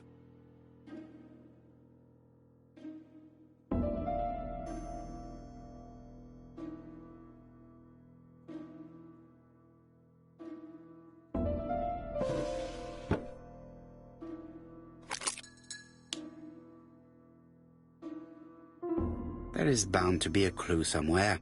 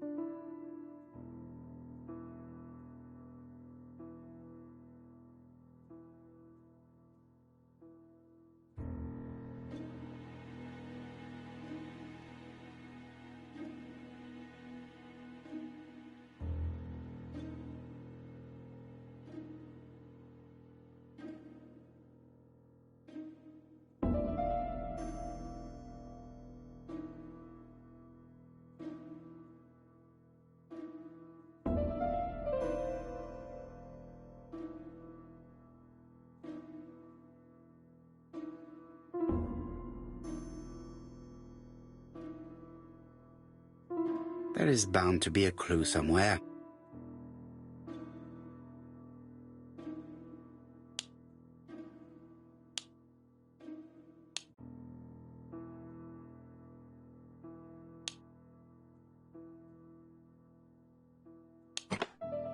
I heard the sound of a mechanism being triggered.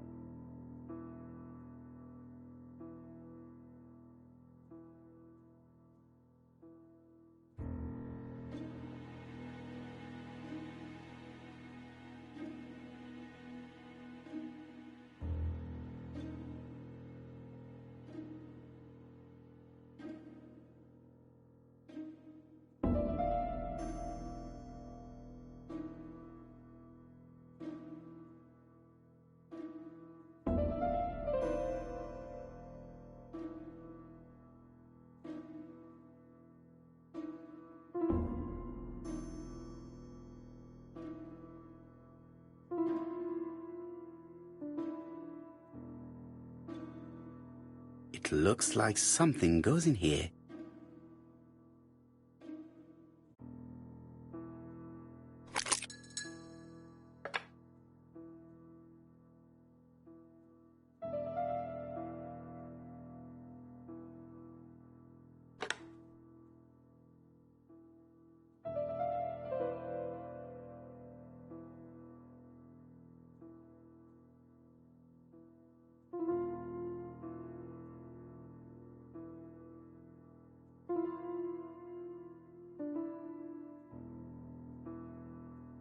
I cannot open it. It looks like the mechanism is blocking it. That doesn't work. I must have forgotten a step.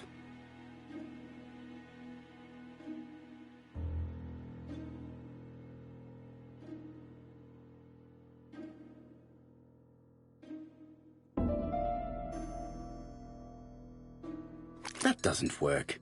I must have forgotten a step. That doesn't work.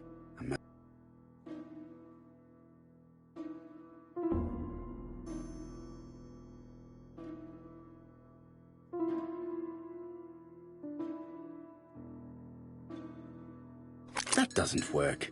I must...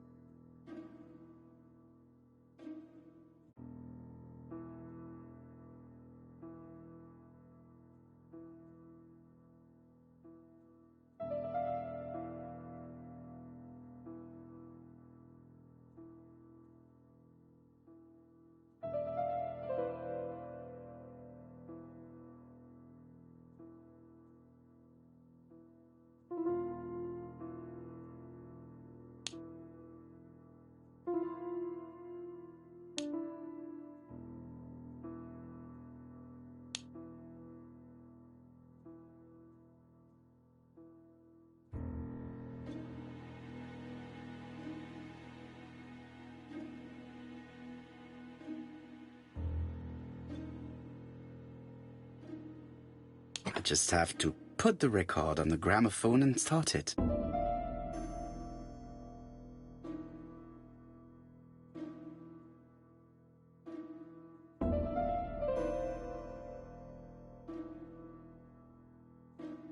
That doesn't work. I must have forgotten a step. That doesn't work. I must have forgotten a step.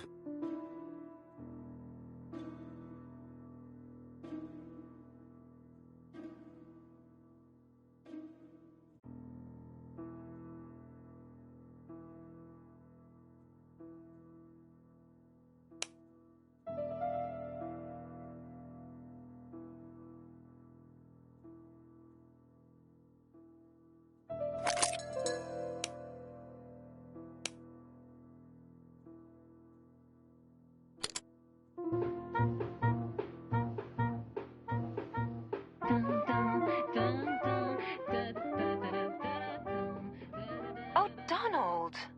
We're in the middle of recording. Sorry, Betty, but it's not wise. The doctor said you should rest your voice. You're such a killjoy sometimes.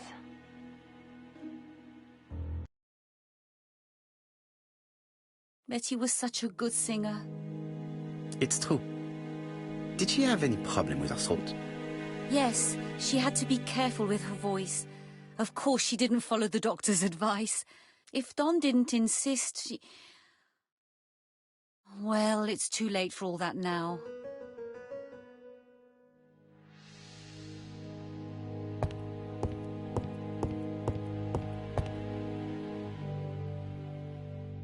It looks like this woman is single, but she has feelings for someone.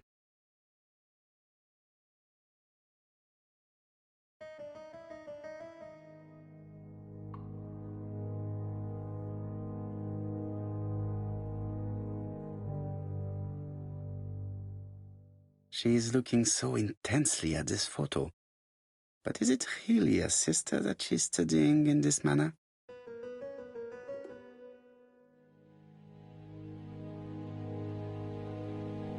They made the perfect couple, am I correct? Yes, in a way. She was pretty and he... Well? He's a bright man, with a promising career ahead of him. He would have made Betty a good husband. He was always attentive and generous. Oh, a true gentleman. I hear a note of envy in your voice.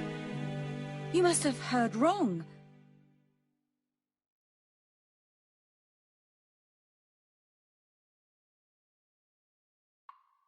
You have not mentioned Donald's jealousy. There's nothing to say.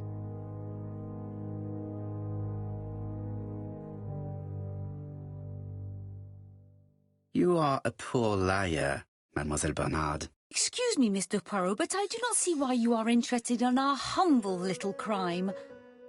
It would appear that your sister's murder is the second in a series that we have to stop as quickly as possible. The first was in Andover, and the same as your sister, the murderer sent me a letter informing me that a crime would be committed in that town. Now can I count on your honesty? Yes, you have my confidence, Mr. Poirot. Don is a quiet and sensitive young man, slightly reserved too, and as is often the case with reserved people, when he flew into a temper, he completely lost control. He could be so violent. Betty was frightened. And when was this? The first time was about a year ago. But they rowed more recently. Donald found out that Betty had lied to him. She said she was going out with a girlfriend, but she went out for dinner with a married man. It was an awful scene. She told him that until they were married, she was free to go with whoever she pleased. Donald turned quite pale and started shaking and kept saying one day... Well? He'd commit murder.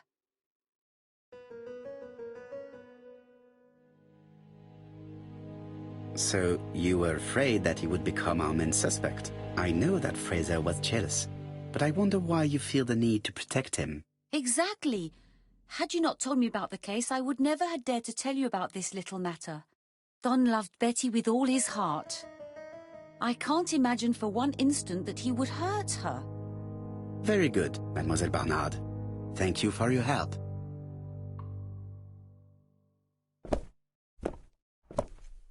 Fraser is at the Ginger Cat. The police haven't spoken to him, but they want to. Très bien, Hastings. Let's see him now. Au revoir, mademoiselle. My deepest condolences to your parents. Of course, Mr. Poirot. And don't be too hard on Don. He's more fragile than he looks. If you say so. Let us now try and get our brain cells to work.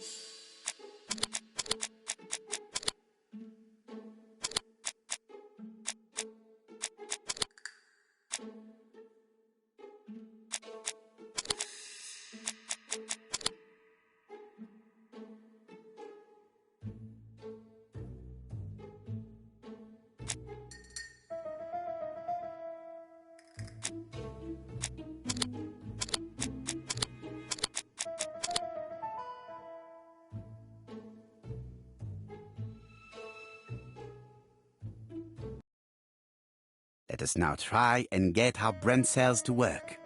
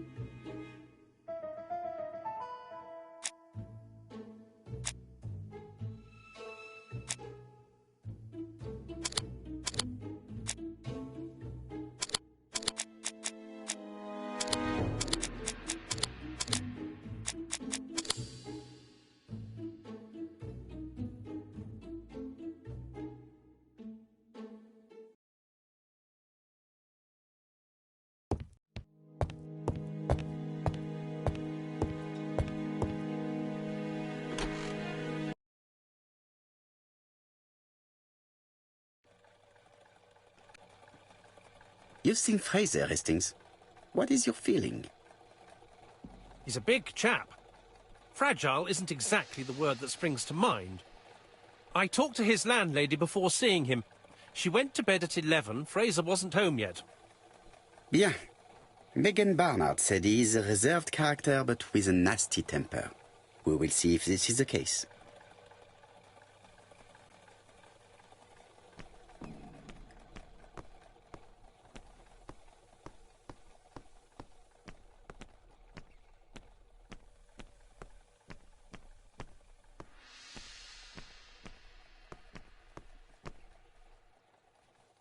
Could it be the same buildings as on the victim's photo?